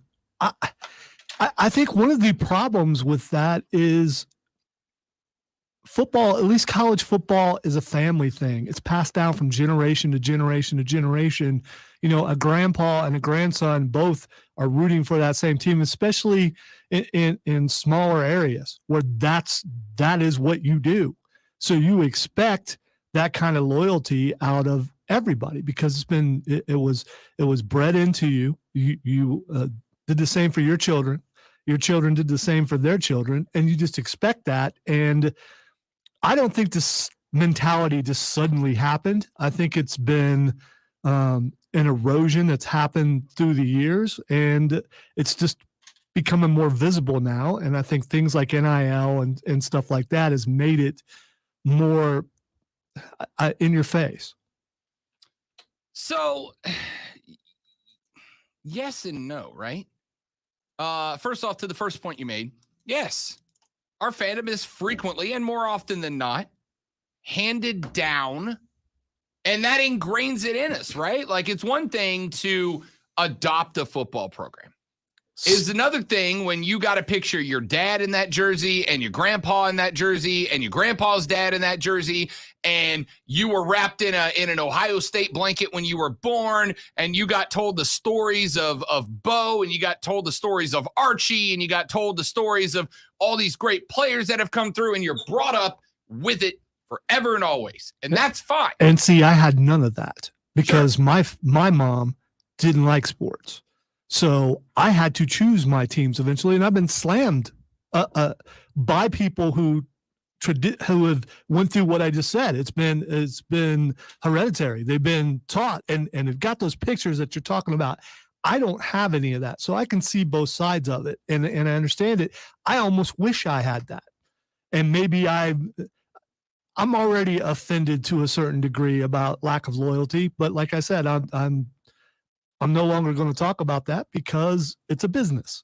But I can see the standpoint of people like Michael and other people who, from generation to generation to generation, this is what you do, and it's a part of your family. So when someone goes and leaves your team, they're leaving your family, and that hurts deeper. Yeah, that's cool. And I feel bad for you for feeling that way, but like, no. No one doubts your sincerity. You're using that voice again. No, I am absolutely sincere. Yes, if you were brought up, and I can cite an example from my own life, right? My family's from Louisiana. All my family are LSU fans. All of them. They're all from Louisiana. They're all LSU fans. Even my family in Florida from Louisiana got LSU stuff hanging in the house. All right. When it was time for me to go to college, and I graduated high school in Florida, when it was time for me to pick a school, they all kind of assumed Rob's going to go to LSU, like everybody else did, because that's what we do. That's where our family goes. And then it was time for Rob to make a decision. Rob got a 75% scholarship to go to a school in Florida. Out-of-state tuition to go to LSU. I don't remember the exact number, but it was like $72,000 a year that I would have had to take on in debt for probably the next 25 years of my life to pay off. You'd still be paying on it I'd be right paying now. on it today For at sure. 35 years old. I'd still owe money had I gone to LSU. Well, with that huge radio salary, it wouldn't be that big of a deal. Paid it off in cash, son. That's how we roll. So Rob had a decision to make. And Rob decided he was going to go to school in Florida because 75% of it was paid for already, right? So I had to come up with 25% of my in-state tuition, which was less than half of what it would have cost me to go out of state. So I ended up graduating. That's pretty responsible for. Some of us aren't dumb, even if we are. Yeah. Some of us aren't dumb. So stop treating college kids like they are. So I decided. Some of them for sure. So I decided, and I ended up graduating from the University of West Florida with a degree in broadcast communications. And it took me longer than 4 years because I had to come up with money as I was going because I didn't want to go into tens of thousands of dollars of debt with a college degree and in a field that at the time was kind of hard to get into. All right? And most of my family. Stinking internet, you podcasters, you can have a show anywhere. Stop it. Oh, wasn't that way in my day. So I ended up going to school. In Florida, UWF, getting my degree from the University of West Florida. Go Argos. And most of my family was cool with it. They're like, yeah, we get it. But you better believe I got some fringe lunatic family that still give me crap for forsaking LSU. Now, was I wrong to go to UWF and get my degree for a quarter of the cost and 75% of that paid for? No. If you have a logical bone in your body, that was the right call. But there are still family members who give me crap for not spending hundreds of thousands of dollars to get a radio degree from LSU. I get that it's ingrained. It's happened to me. But I also had to make a financial decision, and I was 18 when it happened. If somebody came to you and asked you to make that decision, and you pick colors over Brian Kelly's $8 million a year raise, if Shane Beamer takes the Oklahoma job, he won't. It's going to be Brent Venables. All right? But if Shane Beamer took that job, a lot of y'all be real mad at you. You promised us, you committed to us, you told us you were loyal. This was your dream job. I had to tell you, you know what's better than your dream job? Your dream job, but they pay you 8 times more. And you know what's better than that dream job? Your dream job, but they pay you 8 times more than that. It's not that hard, guys. It's really not. I'm reading through these columns, and I came across 3 different columnists today that were like, Brian Kelly's a coward. He's gutless. Yes. Yes, what a gutless decision to raise your salary by $8 million a year. I got to tell you, Zoe, I'd be real happy to be called gutless right now if that was the case, right? I'll give you $1,000 never to say I'm gutless again, and I bet you'll take it. I need more than 8 times the amount of money I'm making now. You say that. I doubt it. I doubt it. I will say this. If any of you were in Brian Kelly's position, if any of you were in Lincoln Riley's position, if any of you were in Shane Beamer's position, if he gets that call to go to Oklahoma and takes it, and you tell me that you would not have made the same decision, I am either going to call you a liar or dumb. Which one is it? You could be both. You could be a dumb liar. Yeah, you could be. You were either a liar, a dumb, or both. It's real simple. Texas says, ESPN, Dear Rob, I grew up a Clemson fan. My wife is a Carolina alum, and I attend Mississippi State. How should I raise our 3 children? 1 kid gets a school each, or what? No. What you do is you rock your Clemson and Mississippi State gear appropriately. Your wife wears her Carolina gear appropriately. And you don't brainwash the kid into picking one. You let them pick whatever school they want to be a fan of growing up. I don't think it's brainwashing. I get why you're coming at that angle. I think this is a competition between you and your wife, and you want to win. So you make those kids a fan of the school that you're going for and put it in her face when they decide to pick your school. That'd go over really well. Oh, but that's part of the fun, isn't it? Well, that's part of the fun. If you're a Clemson fan and you married a Carolina fan and y'all have a little kid and that little cheering grows up and in 6th grade goes, Mommy, I decided that I'm with you. I'm a Gamecock fan. You're telling me you're not rubbing it in that Clemson alum's face a little bit? Of course you are. And there's a kid in every family. There's a couple kids that grew up with my kids, and one of them just decided that she was a Clemson fan. When everybody else were Gamecock fans, she just decided because she might be someone after my own heart, but likes to go against the grain and what everyone else likes. You can do all Definitely that you. your kid. Yeah, well, no, not my kid. It was the other kid. Oh, I thought you said it was one of yours. No, it was the other family. Gotcha. It's the other family. Okay. But she decided she only wanted Clemson sweatshirts, all that kind of stuff. And what she did though is when she's surrounded by family that are all Gamecock fans, she got all the attention. So it's actually a good move, depending on what kind of attention you get. Oh, dude, when I was a kid, obviously my whole family is Saints fans too, right? And like that's the one in the family you don't question.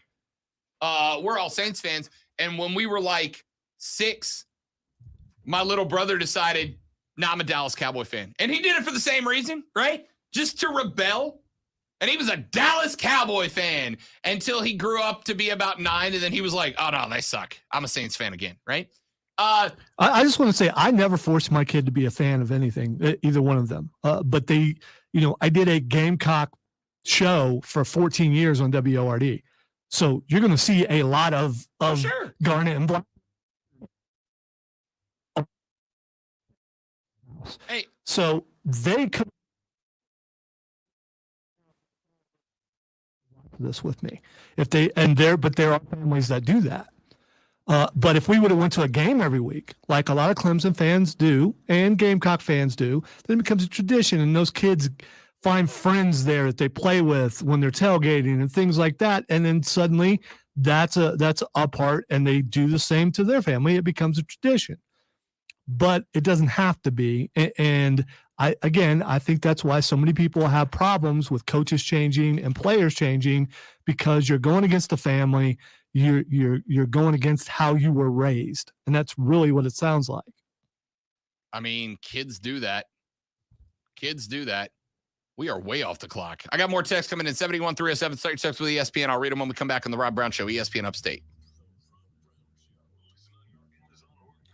Oops. That's all me. I wasn't even paying attention. Well, it's my job to, it's my fault. We're going to play that game again. I can bring up examples of things that you've heard in the office that's proof that it's all my fault.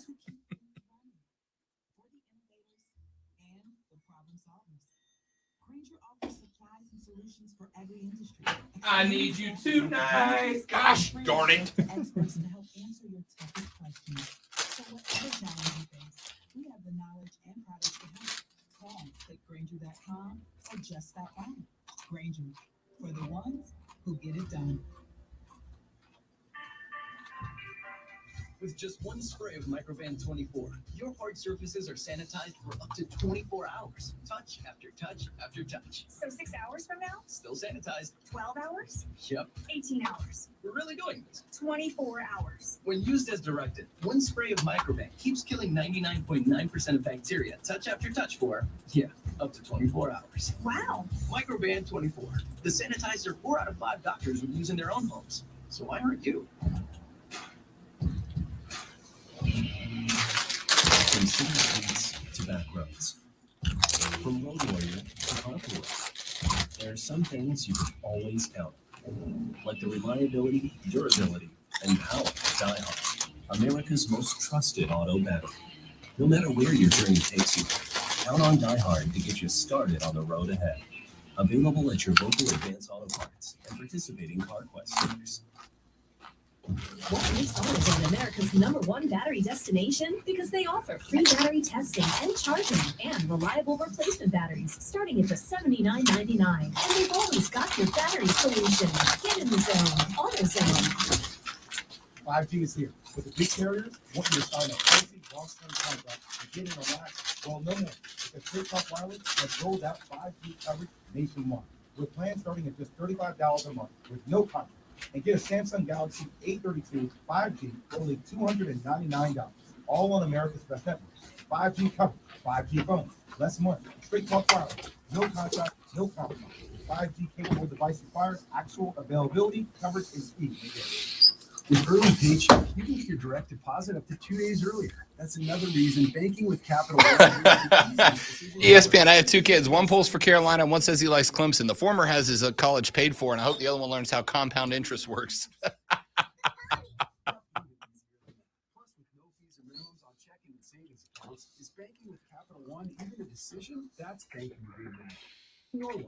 See capitalone.com/bank for details. No fees or minimums on new consumer accounts. Capital One and name member FDIC. Unfiltered sports talk. The Rob Brown Show. ESPN Upstate.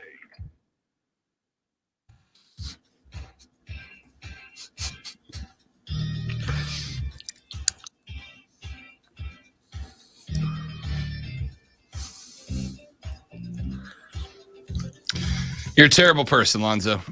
Thank you. You're a terrible person. You're going to get the whole stream pulled. I don't. It's For not one- on for stream. one Stream Friday. can't hear it because I'm smart enough to take it off of there. Oh.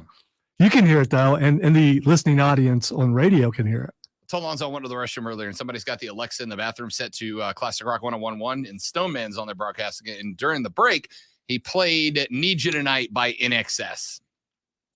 And I said, this little riff is going to be stuck in my head for a week. And Lonzo said, how can I make that worse? And then did it. So those of you on the stream that can't hear anything right now, it's because Lonzo's playing Need You Tonight by NXS just to screw with me. All right,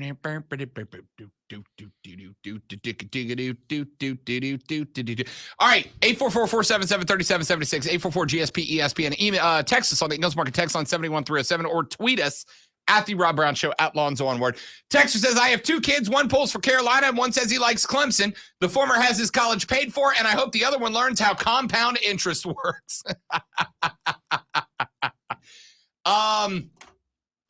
Yeah, you know, look, like I said, if you got a cheering, if you got a youngin', and you made that youngin' with the rival of your school, right? Clemson, Carolina, Florida, Florida State, Alabama, Auburn, because it happens. Rarely, but it happens. If you made a youngin' with the rival of your school, I'm genuinely curious. Do you guys like fight over the kid to get that kid to like your school? Or do you just let the kid kind of do what the kid wants to do and decide on his or her own? So you've seen the house divided license plates Yeah. and stuff, right? Yeah. I've never understood that because what you're saying is, hey, we don't get along. I mean, if you're in Auburn and Alabama, yeah, that's 100% correct, right? Because you're married and you got to fight with your brother. That's messed up, man. Got it. Roll Tide. I'm kidding. It's a joke. Don't fight me. So, like, I'm genuinely curious. I got your back if they come at you. All right, I'm older, but you know I can get in the way. Roll Tide.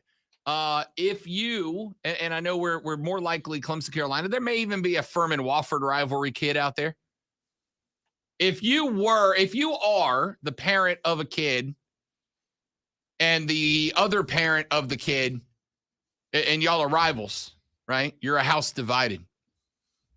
Do you guys fight over influencing that kid to come to your side? Like, is it who buys the better birthday present, but then wraps it in orange or garnet?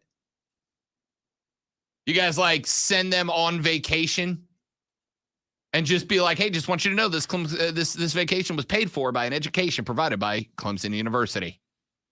Or do you just let it be and let the kid decide?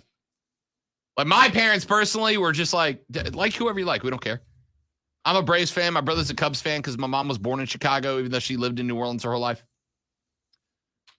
You know, when my brother was a Dallas fan, my dad bought him a Troy Aikman signed football. You know, like they were just like, whatever. Like who you like. We don't really Does he care. still have that? Because it might be worth a little something. Yeah, I think he does actually. I think he does. I have to check. But I'm curious. And if you were a rivalry kid,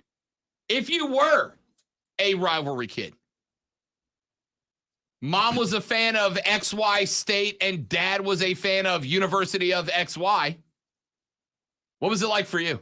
Was it awkward? Like were game days awkward in your house as a kid if your parents were rivals? I've got friends, like I've got actually one of my best friends down in Florida, Brad, is a Gator fan. and he married an FSU woman, and they have a kid. And I don't know how that comes about. Like, I mean, I know how it comes about.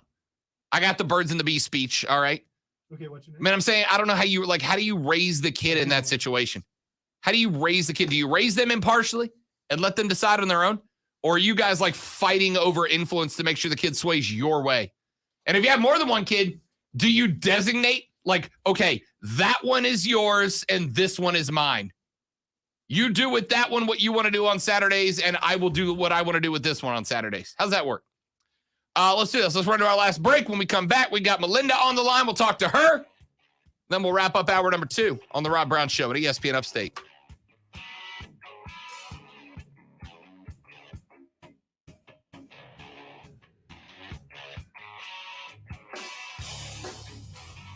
So it is that time. It's time for you to lose weight. You have reached the edge after Thanksgiving. You put too much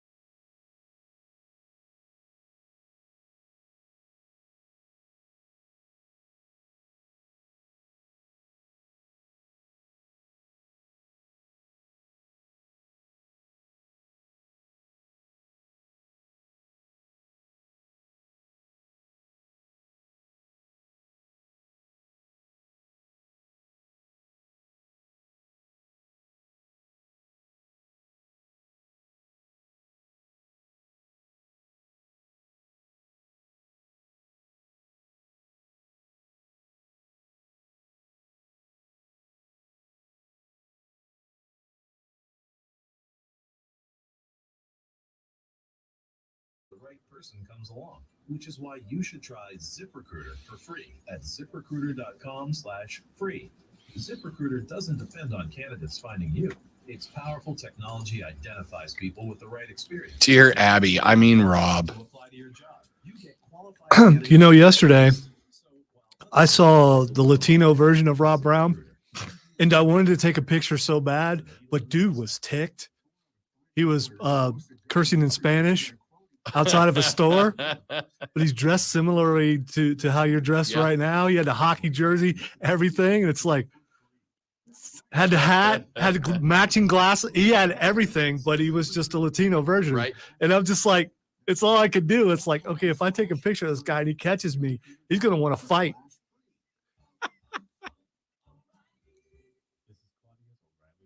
And I wouldn't have been able to post it, but I was going to show it to you. But it's just like, dude. It's really funny. All right, I'm assuming he was cursing. He was really loud. It was in Spanish. I don't know Spanish curse words, so I don't know, but wouldn't shock me. And people who were going into the stores were giving him a wide berth.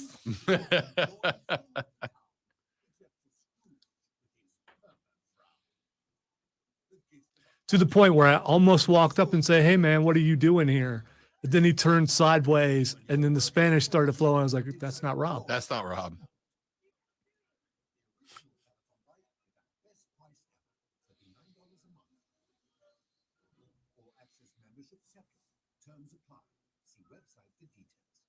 This report is sponsored by Audible. Audible is the best place to listen for everything you're into, from comedy and motivation to popular podcasts and best-selling audiobooks. Right now, take advantage of a special holiday offer and save 60% on your first 3 months. Learn more and sign up at audible.com. Dispensing real, unfiltered sports talk every weekday noon to 3. This is the Rob Brown Show on ESPN Upstate. The Rob Brown Show rolls on. It is ESPN Upstate. I am Rob Alonzo at the helm, 844-477-3776. Melinda, I'm going to ask you to hang on for me for one more break if you don't mind. It's a short 2-minute break, but we are way up against the clock because I am bad at time management. So stay on the phone, Melinda. We're going to get you right out of the top of the break. Coming up in the third hour of the show, I got plenty more that we need to get to. We'll break down these rankings a little bit more. Hall of Fame baseball ballot is out. We got a couple of guys that are in for the last year that are PED era guys. We're going to talk about whether they should be in or not. And 2 stories about automated officiating, because I want to send Lonzo off to the second half of his day in a good mood. So all that and more coming up in the third hour of the show. I'm Rob. He's Zoe. Melinda, hang in there. We're coming up to you in 2 minutes on the Rob Brown Show on ESPN Upstate.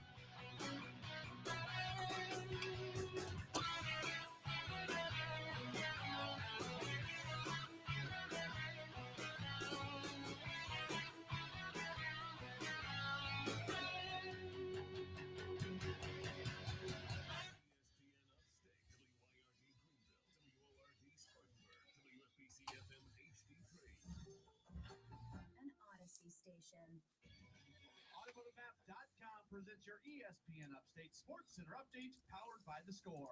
Carolina Panthers adding to their injured reserve list. Quarterback Dante Jackson suffered a groin injury this past Sunday against Growing. an MRI report was showing enough Don Hood is growing.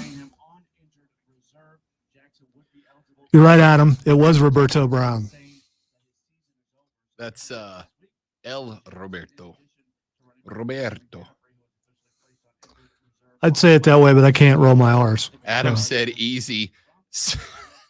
Have parents go to D3 schools and steer each kid to South Carolina or Virginia Tech. Oh, Josh got both of his girls to be fans of his school. Ouch. Ouch, Josh. It's a major victory. Seriously. Luckily, And a I'm rough not. one for wifey. Yeah, I'm not unequally yoked, so I didn't have to do that. Upstate Lights in the first break. Okay.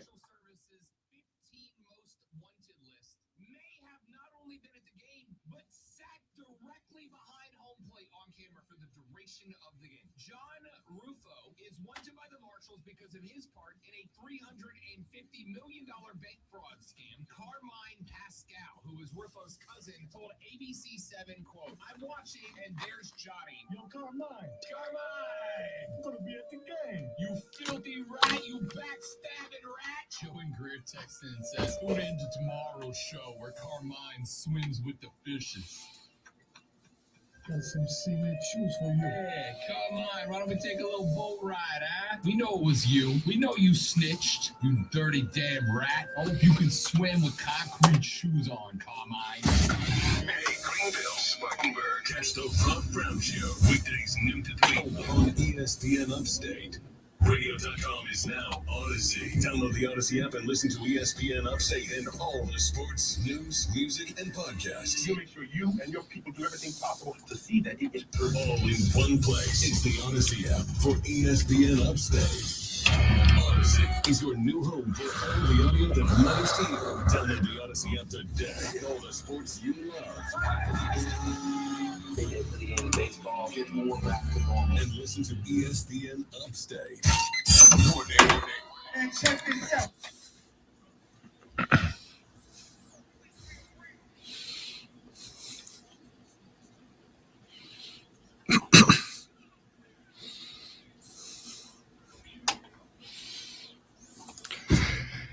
Third, the final, the best, the money hour. The Rob Brown Show starts now. This is ESPN Upstate. Hello, South Carolina, America, and the world. Great to be with you. I am Rob Brown. Melinda has been kind enough to hold through the break. I have made her wait long enough. She joins us now on the Rob Brown Show. Hello, Melinda. Thanks for taking a few minutes. Good to have you on the air, ma'am. Hey, guys, I was going to tell you, I had a couple of friends that were lifelong Carolina fans, Carolina graduates. Their oldest son wanted to go into engineering, so he ended up at Clemson. The dad went to the bank and changed their checking accounts, so all their checks had the South Carolina logos all over them. So every tuition check, every bookstore check, everything that got sent to Clemson, South Carolina logo on it. That is so petty, and I love it so much. I love it. You would. This Clemson education sponsored and paid for by the University of South Carolina. That's incredible. Exactly. Oh, Thanks, I love guys. it. Thank you, Melinda. I love that. That's the level of petty that makes college football great. For the record, I know that I've kind of sounded recently like, I'm anti-college football, or that I'm against. I love college football, guys. I love college football. I love football as a whole. I love college football. It is great. I am not besmirching the good name of the religion of the South, ladies and gentlemen, in college football. I promise. I'm saying that some of y'all have this really idealized version of it. And I'm not saying that's even bad, right? I'm not saying that's even bad. What I'm saying is that when it comes down to it, if you want college football, if you would like college football to have that that genuine idealized feel to it, you got to drop and look at the reality of the situation and push back against it, right? Like, that's how things change. I know, like, this has become kind of prevalent in politics over the past few years. But if you want to change something for the better, the first thing you have to do is drop the idealized version you hold of that thing, and then realize if you want to get it back to where that idealized version, where the thing actually is, that idealized version that you have of it, step number one is to drop the idealized version you have of it so that you can see the flaws in it. All right. Now, again, I am not mad at Brian Kelly and Lincoln Riley. They aren't the problem here. They are simply the beneficiaries of the system that has been established the way that it is. But I've had this conversation about the comparison to me regarding the NFL, Lonzo. Every year, when we get close to the start of the season, I get the phone call from Pops, not mine, just like General Pops out there.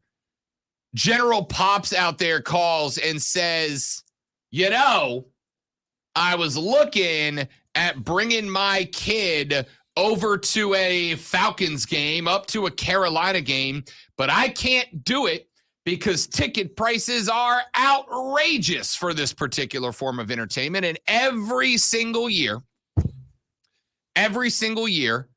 I have to tell a dad on the phone that the NFL does not care about how you feel about ticket prices, right? They do not care. They care about making sure those tickets are sold and literally nothing else. See, because if the tickets get sold and the butts are in seats, they don't care whose butts they are. They don't care if the Atlanta Falcons only sell 20,000 tickets and the other 70,000 are purchased by away fans as long as they're purchased.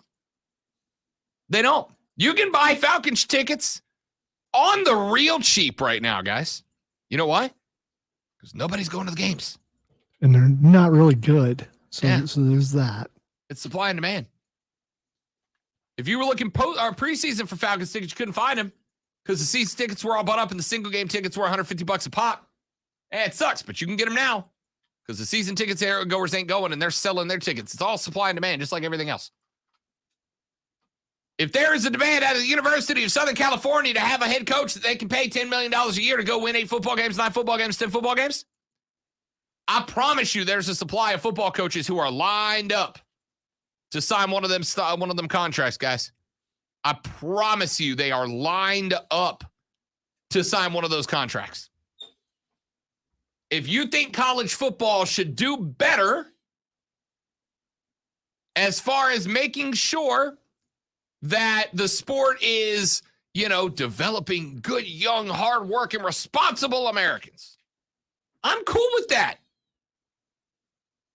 I think I've been accused, maybe even by Lonzo himself, of perhaps seeming like my goal is to kick the legs out from underneath the idealism. No, I'm here for it. I would love if universities and colleges were kicking out as many educated, intelligent, trained leaders as we can possibly get. Lord knows we need them, don't we? I'm here for it. I want them to be working on that, to be doing that. But the reality of the situation is that ain't how the game gets played. Until, as the movie The Program exemplified, you can get 80,000 people into a stadium to watch a kid do a damn chemistry experiment. And football is seeing 100,000 seat stadiums be regularly and routinely filled to the freaking brim by college football fans showing up to watch their team do what their team does. You're not going to get that. Now, if you want to change it, have at. I got some good ideas on how. That can happen. But realistically speaking, it ain't easy. It ain't quick. It's going to be a slow change. We have talked about the concept of there's an economy in college football like there is in everything else. The economy of college football right now is calling for coaches who make $10 million a year to go win 11 games. That's just what it is. And I see no reason that it's going to change anytime soon. Right? Brian Kelly is not a nice guy. He's not a good guy. I feel like there are enough stories out there about the antics of Brian Kelly over the year that I'm pretty comfortable, and I don't do this often, but I'm pretty comfortable saying Brian Kelly's not a good guy. Brian Kelly's one of a very few number of coaches in the country that has a body count attached to his name. Okay? But I promise you, despite being a jerk, despite having a body count, if Brian Kelly shows up at LSU, recruits a top 5 recruiting class, and then goes out there and wins 11 games next year and competes for the SEC West, the LSU fans are going to turn up in freaking mass to support him. Death Valley will be filled to the rafters with LSU fans out there to support him. Something is bothering me. If you put a hat on Kelly, doesn't he look a lot like Les Miles? A little bit. Every time I look up and I see him, I think Les Miles, and it's like, is Les Miles back? A little bit. You ain't far off. Look, Les Miles didn't get fired at LSU until they just had zero choice, right? Like, Les Miles was known for kind of being a dude that would skirt around what some of us might call ethical issues, right? How many allegations of assault and whatnot did we have around Baton Rouge? But they didn't care because the hat was winning national championships. How many issues did Notre Dame have while Brian Kelly was there? A number. But LSU did not care because he wins games. Lonzo, what would happen right now, today, this very second, if Urban Meyer held a press conference and went, you know what? The NFL's not for me. I'm ready to go back to college football. First team that calls me, I'll work for him. What do you think would happen? There would be some teams who would be willing to fire their coach right now. On the spot. Yes. Because love him or hate him, he brings championships. Or at It's least that one. simple. Yeah. It's that simple. Dude wins. Right? And this is what I'm saying when I get frustrated with the raw idealism that so many of you seem to think that college football has or should have, to the point that I think a lot of people start to ignore what the reality is in favor of their preferred version of it. Your sacred institutions are sacred to you. To you. And somebody else not holding those same institutions sacred doesn't make them a bad person, right? Whether it's politics, literature, arts, religious beliefs, somebody not sharing your beliefs doesn't make them a bad person or make your beliefs better than theirs or theirs worse than you. That's not how it works. When you get mad at college kids because they transfer out of your school, recognize that they are not there because they love the school like you love the school. That ain't it. That's not how it works. They are there because that school can provide something for them in a way that they believe nobody else could, for whatever reason, whether it's playing time, whether it's better academics. And all these kids are going to have different reasons for believing that the school they play for provides better for them. But if they come to a point where they go, you know what? I don't think that's true anymore. So does every coach. So do athletic directors. So do conference commissioners. So does your boss. And so do you. Texas says, Rob, proclaiming Brian Kelly as a body count is immature and cringe. Do better. Okay. Declan Sullivan. That was the kid's name. The kid that Brian Kelly put up on a tower when he was told not to repeatedly to get video footage of football practice. That's a thing that happened. I mean, you can consider it cringe if you want, with all due respect. I hope it's not cringe enough that you leave the show. But when winds are at 50 miles an hour and he gets put in a 40-foot lift against the advice of like everybody, to the point that Notre Dame held a full-scale investigation with a 100-page report filed saying that Notre Dame was at fault in this, all right? They admitted it. I mean, I guess I could just say Notre Dame has a body count with Declan Sullivan involved. Maybe you just don't like the language. that I use by using the words body count, and I get that. That's fair. I can see how some people would feel that that's crass. But sometimes that's the only way to get a point across, is to put it in somebody's face that this is wrong, and here is the reason why. And I think that was pretty accurate, personally. Let's take a break. When we come back here in just a minute from right now, the NBA and some other organizations have issues, speaking of investigations, with letting investigations be investigations. The NBA has a real chance here to gain an increase in reputation.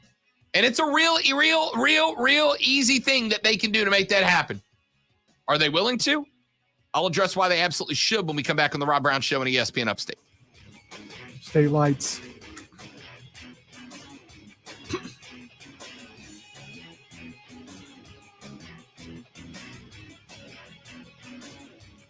The Upstate's favorite holiday tradition is here. It is the 2021 Upstate Holiday Light Show going on right now at the Greenville Pickens Speedway. They have over 32 million, million lights strung up around the speedway. As a matter of fact, I drove by it last night, and it is every bit as big and impressive as I remember, surrounded by a big 70-plus foot Christmas tree at the center of it all. The lights dance to a 30-minute show synchronized to your favorite holiday songs that play right over your radio as you drive around the track. Yep, take your own car out onto the track at the Greenville Pickens Speedway. Watch these lights dance around for half an hour. Enjoy. You can park and watch. You can take laps around the speedway if you prefer. They also have carnival rides. They have a petting zoo with exotic and farm animals that you and your kids can interact with. It's an incredible experience. Go to upstateholidaylightshow.com. Grab your tickets. Grab your Fast Pass so that you don't have to wait in line. You drive up, you drive in, you see the show. It's that simple. It's the Upstate's favorite holiday tradition. It's the 2021 Upstate Holiday Light Show.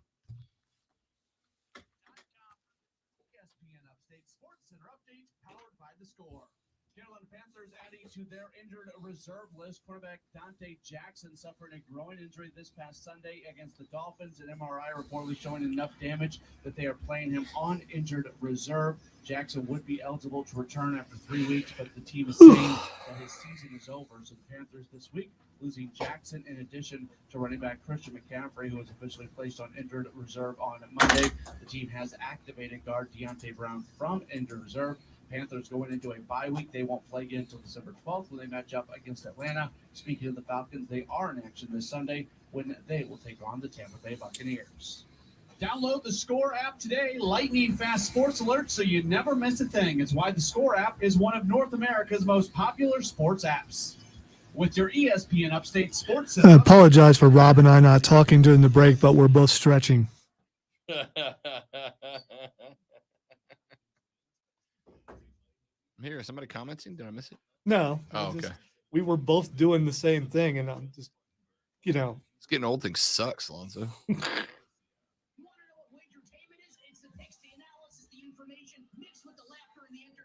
Smart sports betting content that'll put a smile on your face. The BetQL network streaming live each day and helping you bet smarter. If you're a sports Bet smarter. Beat the books. With our friends at BetQL.com. The insight you need to bet smarter is at BetQL.com. And listen to the BetQL network streaming live right now on Odyssey. Yeah, this season I actually had little business cards made. Eric Rubino, Fantasy Baseball GM. You can keep that. Sure, the players are famous, but come game day, I decide their fate. What's that? Oh, you make $20 million? Well, I don't like your attitude. You benched. No, I never benched. You benched. That's also why I like Progressive's Name Your Price tool. With options based on my budget, they never throw me a curveball. That's a little baseball reference for you.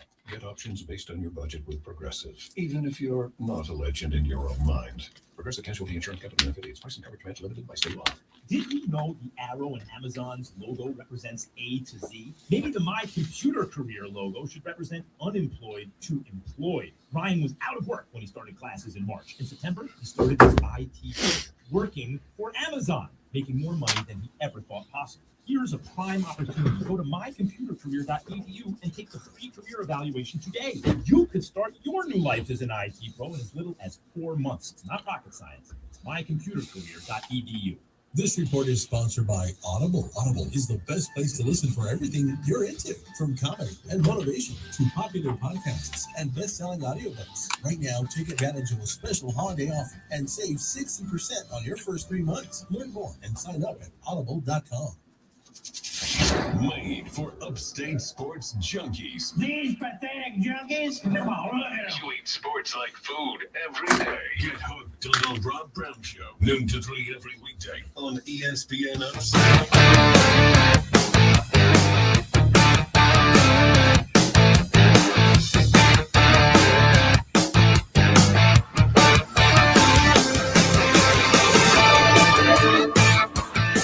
All right, rock and rolling on the Rob Brown Show. This is ESPN Upstate. Rob Alonzo, U844-GSP, ESPN Texas on the Ingles Market text line at 71307. Start your text with ESPN. Got a couple of tweets at the Rob Brown Show that have come in. I asked a question on Twitter that I asked on the air. I said, if you are a parent and you have created life with the rival of your school or team, how do you handle it? Do you actually push them to try to influence young, malleable minds?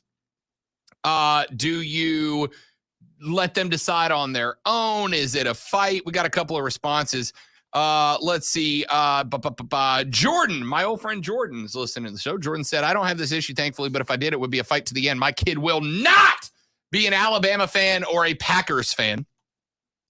Chuck writes in at Clever Chuck Pun. Chuck says, I don't know about fight to influence them, but my kids get a steady diet of FSU propaganda. My wife doesn't push her small liberal arts college pride as much.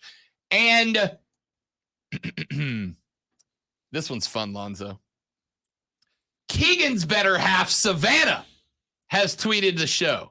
P1 Keegan, noted Auburn University fan, his better half just tweeted to our show that he listens to and watches, Lonzo, and I quote, I will fight till the end for my kid not to be an Auburn fan.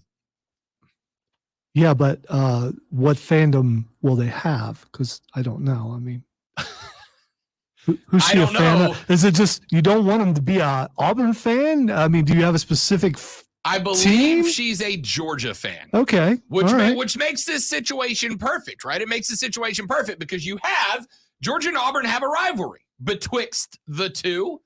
And she has just said that the love of her life, the apple of her eye, the man she is elected to spend the rest of her life with, she will, quote, fight to the death, end quote, to prevent their children from becoming Auburn fans. Now, my question is, if Keegan was to text into the show and say that he will fight to the death to prevent his kid from becoming a Georgia fan, then what? All I got to point out, and I'm not trying to add to division or anything, but when a child is born, the mother she's pretty worn out afterwards, and the father has a good shot of picking what the first clothing that the child is wearing is. So, I mean, there's your first shot right there. I mean, that's getting in first. Texture says, I want my kids to pick their own and have their own mindset. And that's my thought too, right? Like I will let my kid, if I was to have one, I won't, but if I was, I would let my kid decide who he wants to be a fan of. However, that does not mean that I'm going to not do my Saint stuff all the time. Right? Yeah, that's what I was going to say. I believe that really plays into this. If you're not pushing it on your children, if they see that you really enjoy something and you're passionate about it and they want to be close to their parent, they're probably going to go towards that, whatever team it is, so they can, hang out with their dad more, or their mom more, or whatever. So I think if your fandom is so strong, there's a good shot that your kid's probably going to root for them too. I'd say so. I and I guess that would be my thought, right? if I wear my Saints stuff all the time and they see my Florida Lee tattoo and I'm flying down to games and whatnot. Now, question would be, does bringing them to a game, does that count towards propaganda? Absolutely. So I've already told you that my kids were around the Gamecock stuff so much and the Ohio State stuff to the point where they're not, let's go to the game type of thing. But I think it was my daughter was in 3rd grade. I lost a bet and had to have Clemson magnets all over my car. She would not get in the car because it had Clemson magnets in it. I respect that. Yes. Texter just said, Rob, I'm a Giants fan and my wife is a Falcons fan. After a ton of pressure from both of us for his fandom, he chose the Panthers, all caps. Now go suffer, son. Yeah.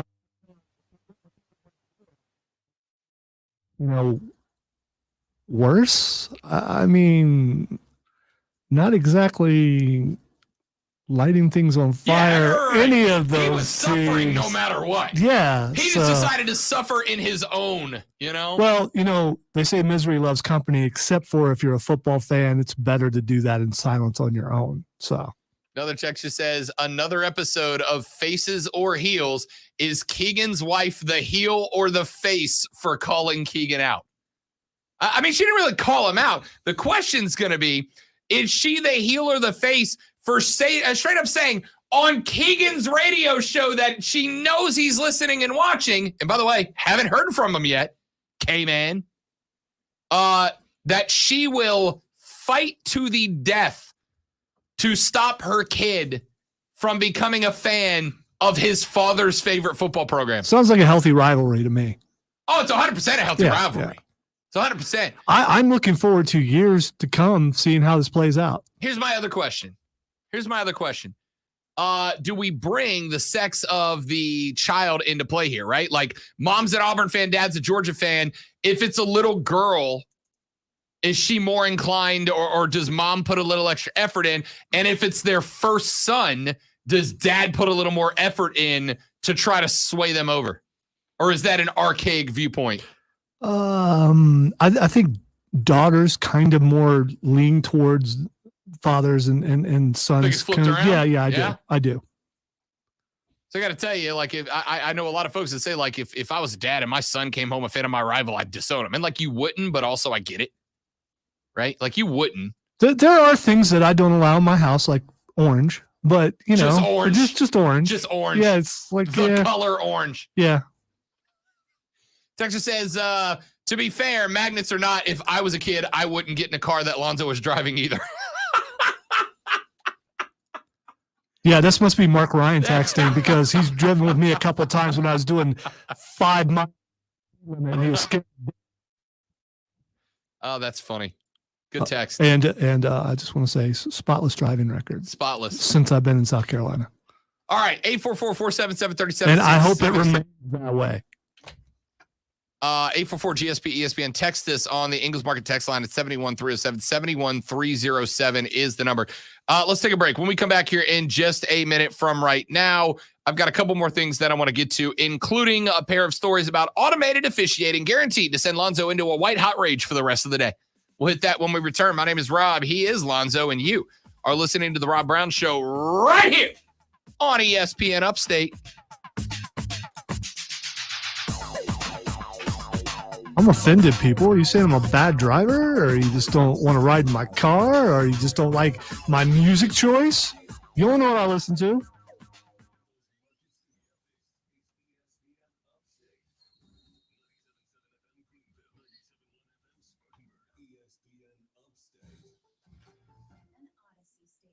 Hey, it's ESPN Upstate's Mark Ryan. Join me at Ingles Markets this and every Thursday from 3 to 7 with a special live edition of Offsides with Mark Ryan. This Thursday will be at 502 Ann Street in Pickens. Brought to you by Ingles Markets on ESPN Upstate. Jay Farner here, CEO. Happy your Friday, Steven. Good for you. You missed your chance to refinance and save? Think again. Mortgage rates have recently dropped below 3%, and Rocket Mortgage can help you save big. You could lower your monthly payment and prepare yourself for a better financial future, but you've got to act now. Call us today at 833-8-ROCKET or go to rocketmortgage.com. Conditions apply. Equal housing lender licensed in all 50 states. NMLSconsumeraccess.org, number 3030. It's not magic that will deliver 1 billion packages to homes across the country this holiday. It's the United States Postal Service. And we don't need a team of reindeer to do it because we've added more vehicles to our fleet. And while we don't come down your chimney, we can pick up presents for you and yours. So if making more holiday deliveries to homes in the U.S. than anyone else seems like magic, that means we're doing our job. Share the magic at USPS.com/helpers. Cricket Holiday Hotline, what's your wish? Hey, I'm looking at my new phone plan brand new phone plan right here, and it's gotta go fast. Well, Cricket has super fast nationwide 5G and all plans, just in time for the holidays. Do I have 1G, 3G, 5G for the gentleman right here? Do I have holiday shopping, video streaming, photo sending, and recipe searching? All that and more. Going once, going twice, I'm sold. Get Cricket's nationwide 5G on all plans. It's everything you wished for, including the price. Cricket 5G requires compatible devices. Not delivery. The 5G coverage secret to wireless.com/. They need to fire up the plow. The big one. Forecast is 6 feet of snow and 66 new customers for Trent Snow Service. Hey, Terry. She needs more drivers before business melts away. I mean, Indeed can't drive. I thought he was certified. Indeed can help her hire great people fast. I need Indeed. Indeed you do. Instant Match instantly connects you with quality candidates whose resumes on Indeed match your sponsored job description. Visit Indeed.com/credit and get $75 towards your first sponsored job. Terms and conditions apply. Get help managing your money for the life and years ahead with Fidelity Income Planning. We'll look at what you've saved, what you'll need, and help you build a flexible plan for cash flow. QC Connects in the next break. And 4. Turn the stream off real quick. I wonder.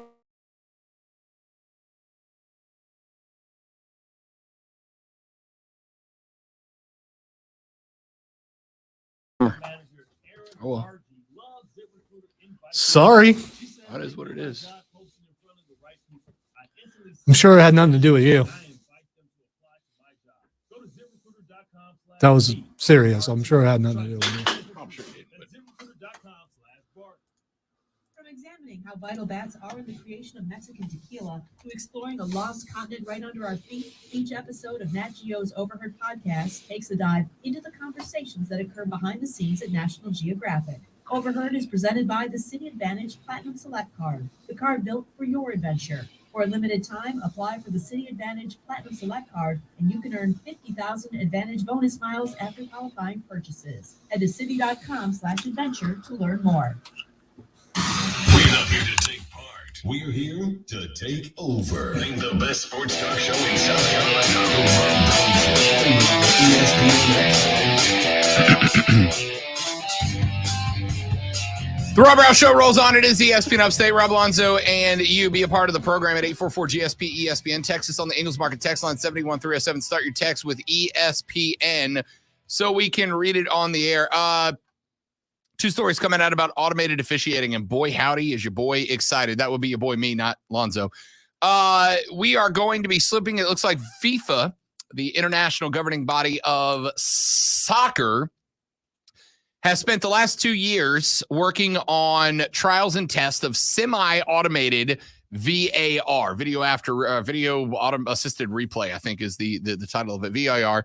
And this new technology that they're efforting will be a huge increase in helping officials make offsides call. Now, it will not be 100% automated. It will still be manned, though there are cameras. There are going to be 13 to 17 cameras on both sides of the field that run parallel to the sidelines at various distances, so that no matter where the soccer player is on the field, there will be 2 cameras that he is between at any given time, meaning that they will actually be able to accurately triangulate exactly where the ball and the players in question are on the field at any given time. So they can actually look and see exactly where every player is on the field at any given moment in time and where the ball is. So there will be a number of cameras underneath the roof on both sides of the stadiums looking at the field that will analyze up to 29 data points at 50 times per second, analyze it in real time, process it, calculate it by the software in real time.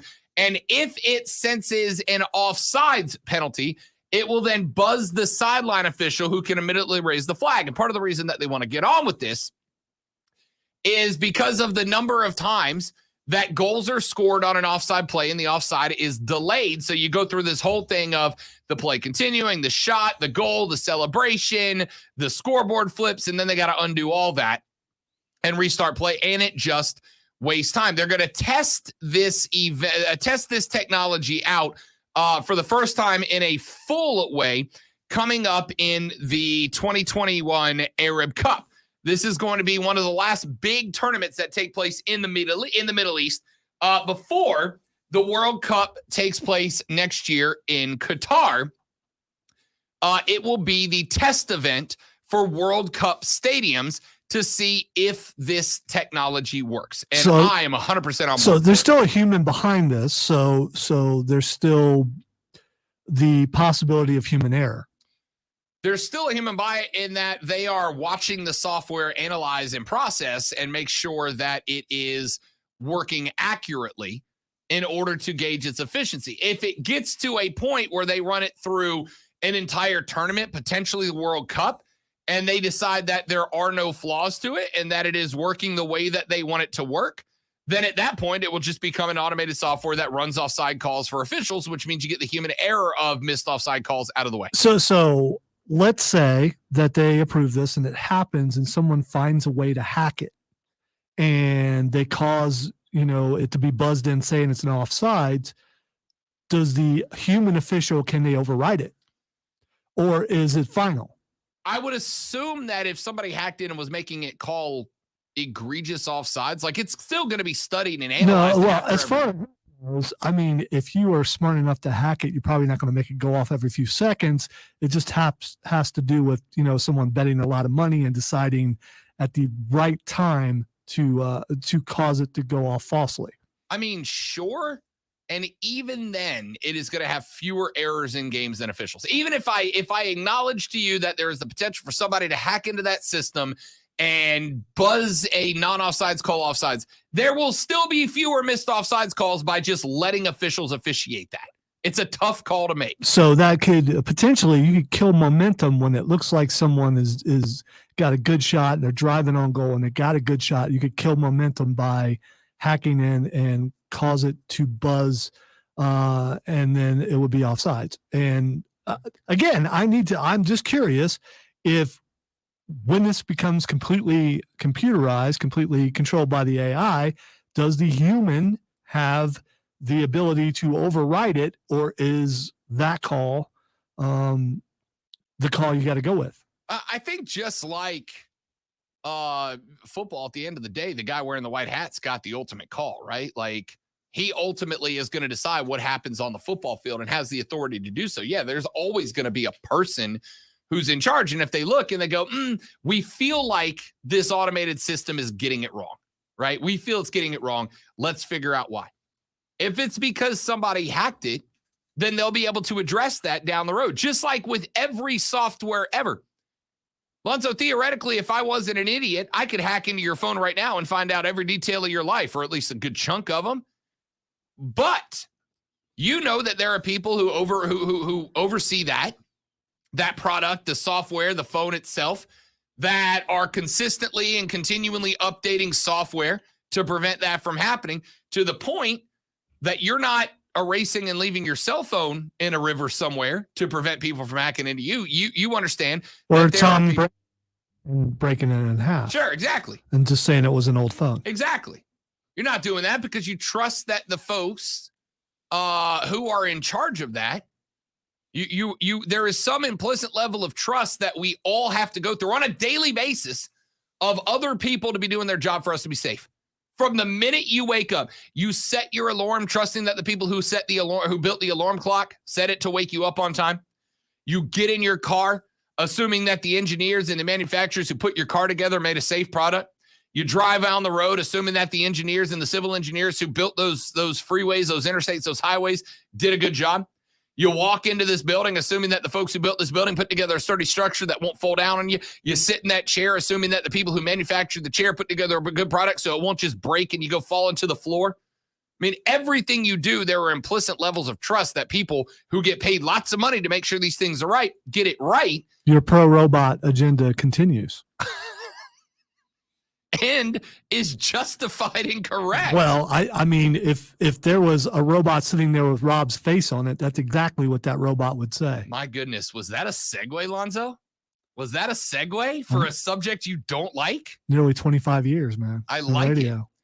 A tech company is gearing up to launch a new line of human-looking robots, but Promobot wants to have a friendly face. Promobot could rely on a range of computer-generated created faces to stick on top of their new robots, but instead, the company that developed Promobot is willing to pay $200,000 American dollars to someone to allow this robot to use their actual human face on it.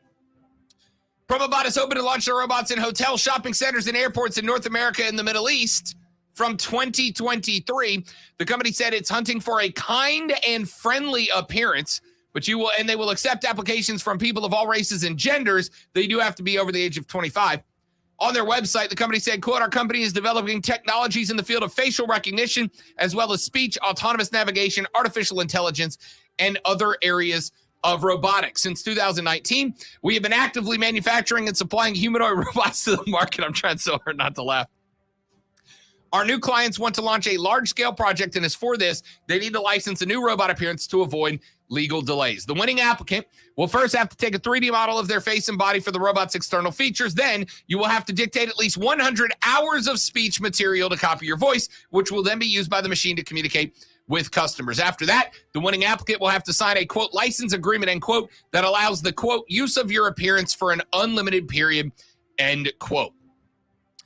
This is not the first tech company to offer huge cash sums for the right to someone's face. One unnamed privately funded firm who chose to remain anonymous because of the project's, quote, secretive nature, end quote, was giving away 100,000 pounds in Europe to someone with a, quote, kind and friendly face back in 2019. $200K for your face to get slapped onto a mass-produced robot. Listener, are you in or out? By the way, you don't have the latest story. They've already found their guy. Oh, they found the guy? They did.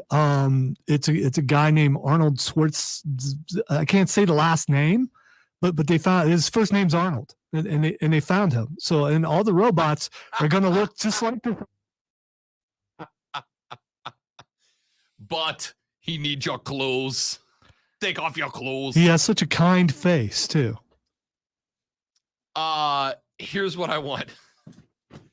And I don't know how I'm going to make this happen, and I know it's going to be very illegal. I would like to volunteer to Major League Baseball to put Lonzo's face on the very first robo-ump that they roll out onto the field. The very first behind the catcher robo-ump they roll out. You go right. I'll have my lawyers ready. That's what I'm saying. I know I might come out of pocket for every dollar I make in my job for the rest of my entire life, but do you understand how great it would be to see, ladies and gentlemen, it is time for the first pitch. Your umpires today are TX317, ZYK413, and then Lonzo's robot walks out behind the plate. The T2000. I'm so for it. So now you know what's going to happen here, and people think I'm going to put in my no, a robot, and people think it's fun.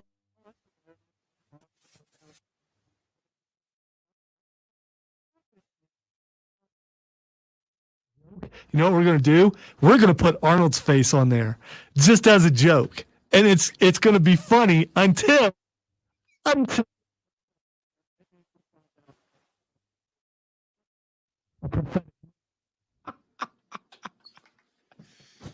$200K to put your face on a robot and let your face be the face of this robot helper. You taking that deal or not? $200K is life-changing, Lonzo. Life-changing. I have been on a radio crusade across 2 radio stations. I would not accept the $200,000 to do that. Absolutely not. Really because has. I believe and I believe everyone thinks it's fun until, and then you'll remember that I warned you. Ladies and gentlemen, when you are bowing to your robot overlords in the future, please remember that Lonzo tried to warn us all. And I'll be in the underground trying to fight them. Conspiracy. It's not a conspiracy if it's true. It's I'm just saying, if the guys, if you want me to record 100 hours of dialogue for 200K, I'm in. I'll do it yesterday. It's not necessary. You've already had 100 hours That's recorded. true. I don't even have to do that part. You can just pull the last 3 years worth of shows. And there's some and pull out all the words that all they the need. phrases they need. Yes. It's done just like that. How easy is that? You guys already did the work for you. Give me my 200K. You can make this ugly mug the face of a robot. As we were talking about earlier on the stream, I think maybe it's already been done because I saw the Hispanic version of you. So the Says ESPN, I graduated from the Citadel and the University of Florida. My wife is a C of C alum and an Alabama fan because of family connections to Alabama. We don't put any pressure on our kids to pick sides. My kids like Alabama because all they know is Alabama being good. Go Gators. That's from Rodney. Rodney, thanks for the text. Yeah, there's a lot of that too. Kids want to ride a winner, right? Like kids want to be on a winner. Kids want to, they're going to go for whatever team is cool. I remember back in the early 90s being a youngster in elementary school, and all my friends were FSU fans. All my friends were FSU fans. Not because their parents went to FSU, but because FSU was really good. Because FSU was really good. And then I remember a lot of those FSU fans, all of a sudden, circa 1996, Danny Werfel era, all of a sudden, those guys were University of Florida fans. Let's take a break. Twitter Trending Topics wraps it up when we come back on The Rob Brown Show. This is ESPN Upstate.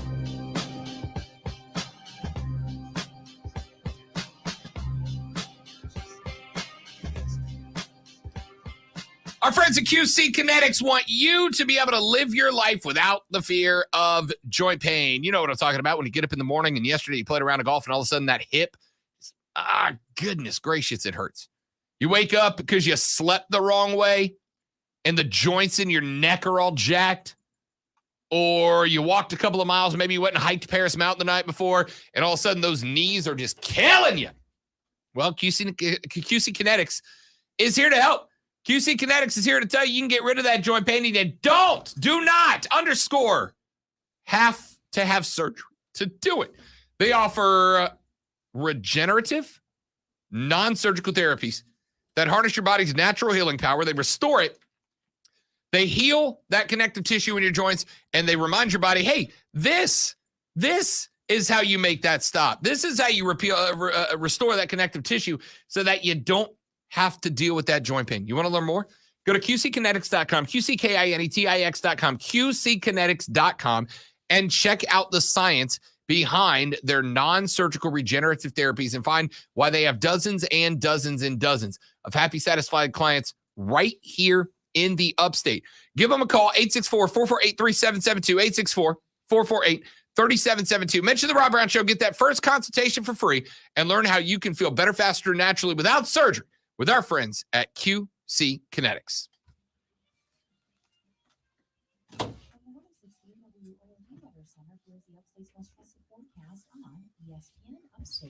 Mostly sunny this afternoon, high around 66. Tonight, partly cloudy and low near 43.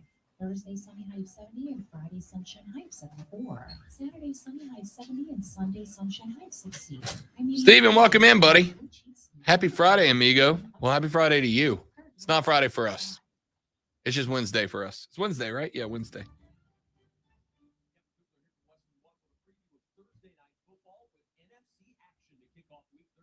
With the New Orleans Saints host the Cowboys.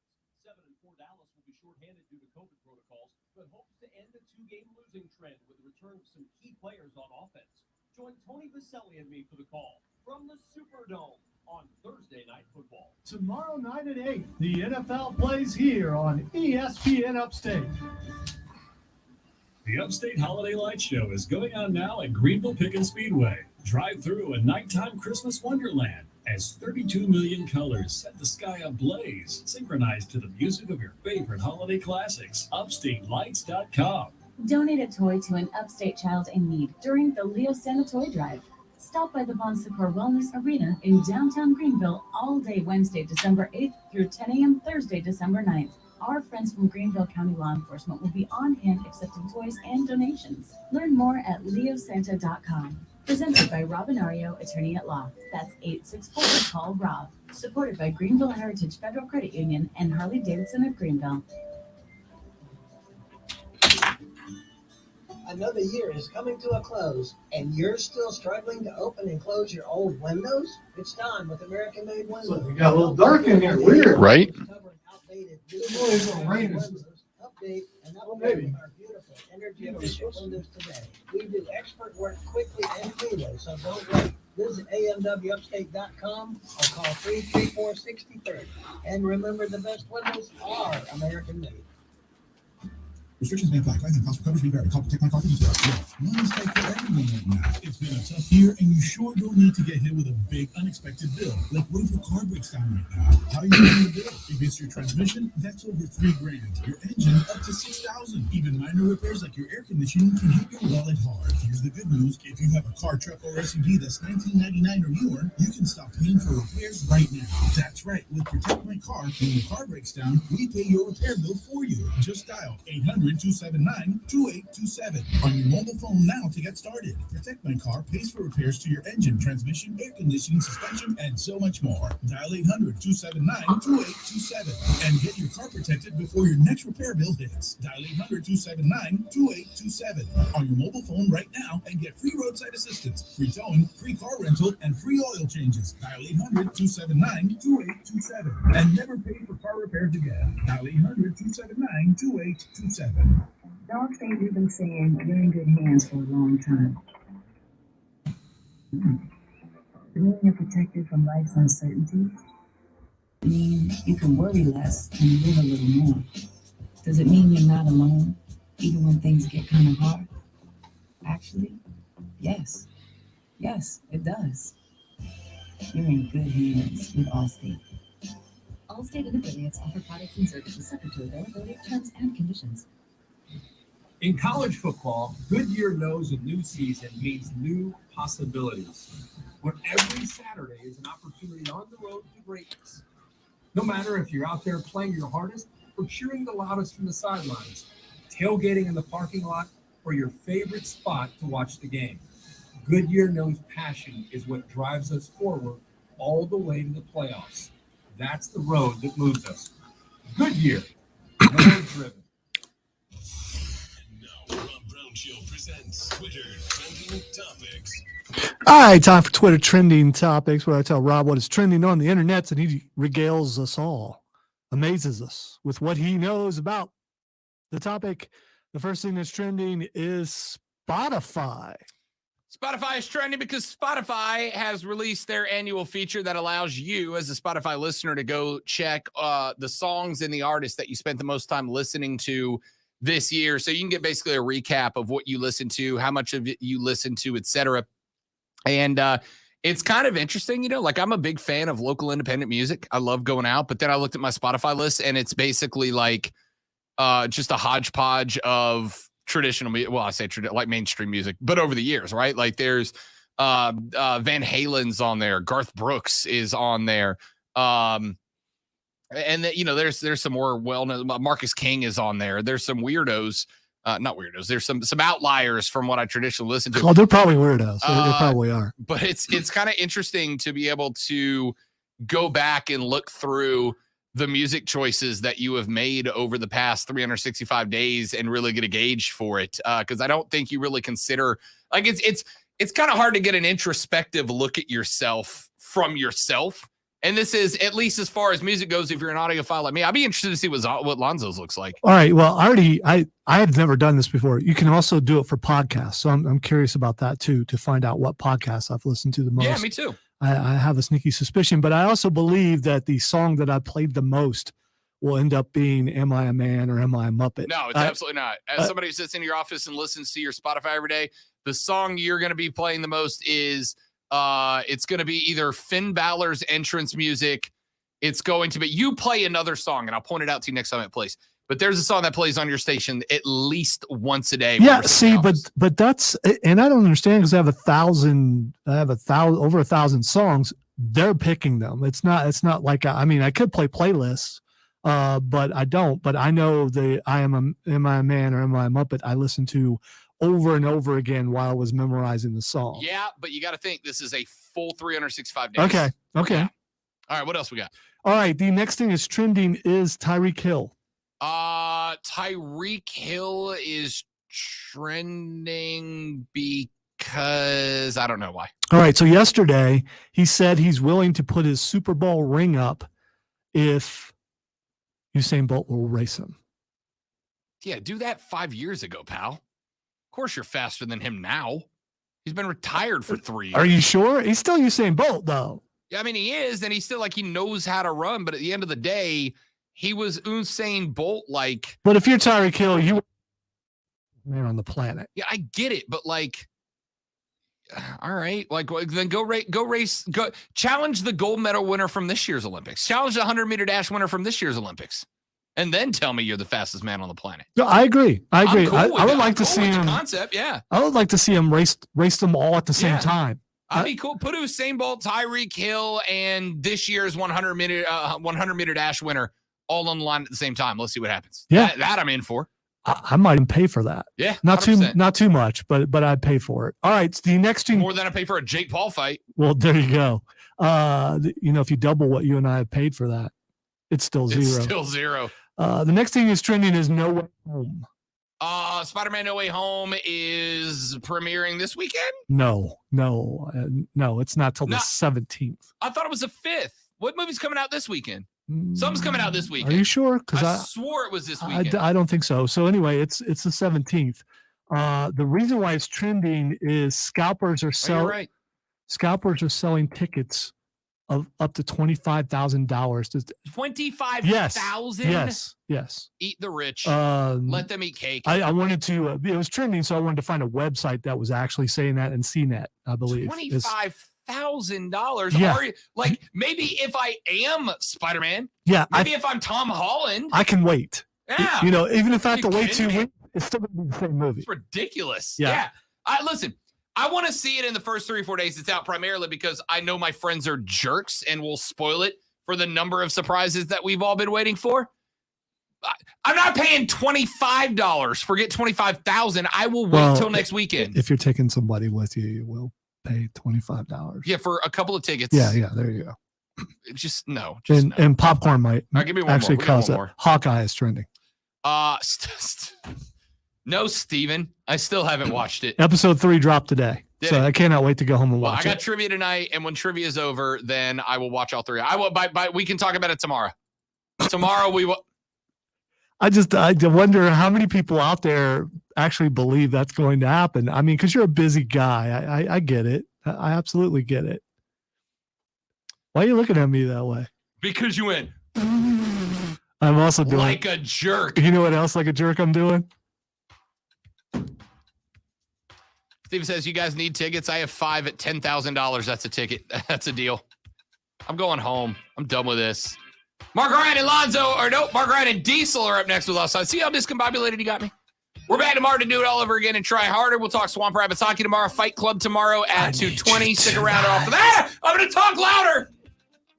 You listen to the Rob Brown Show right here on ESPN Upstate. See you tomorrow. Later, brother.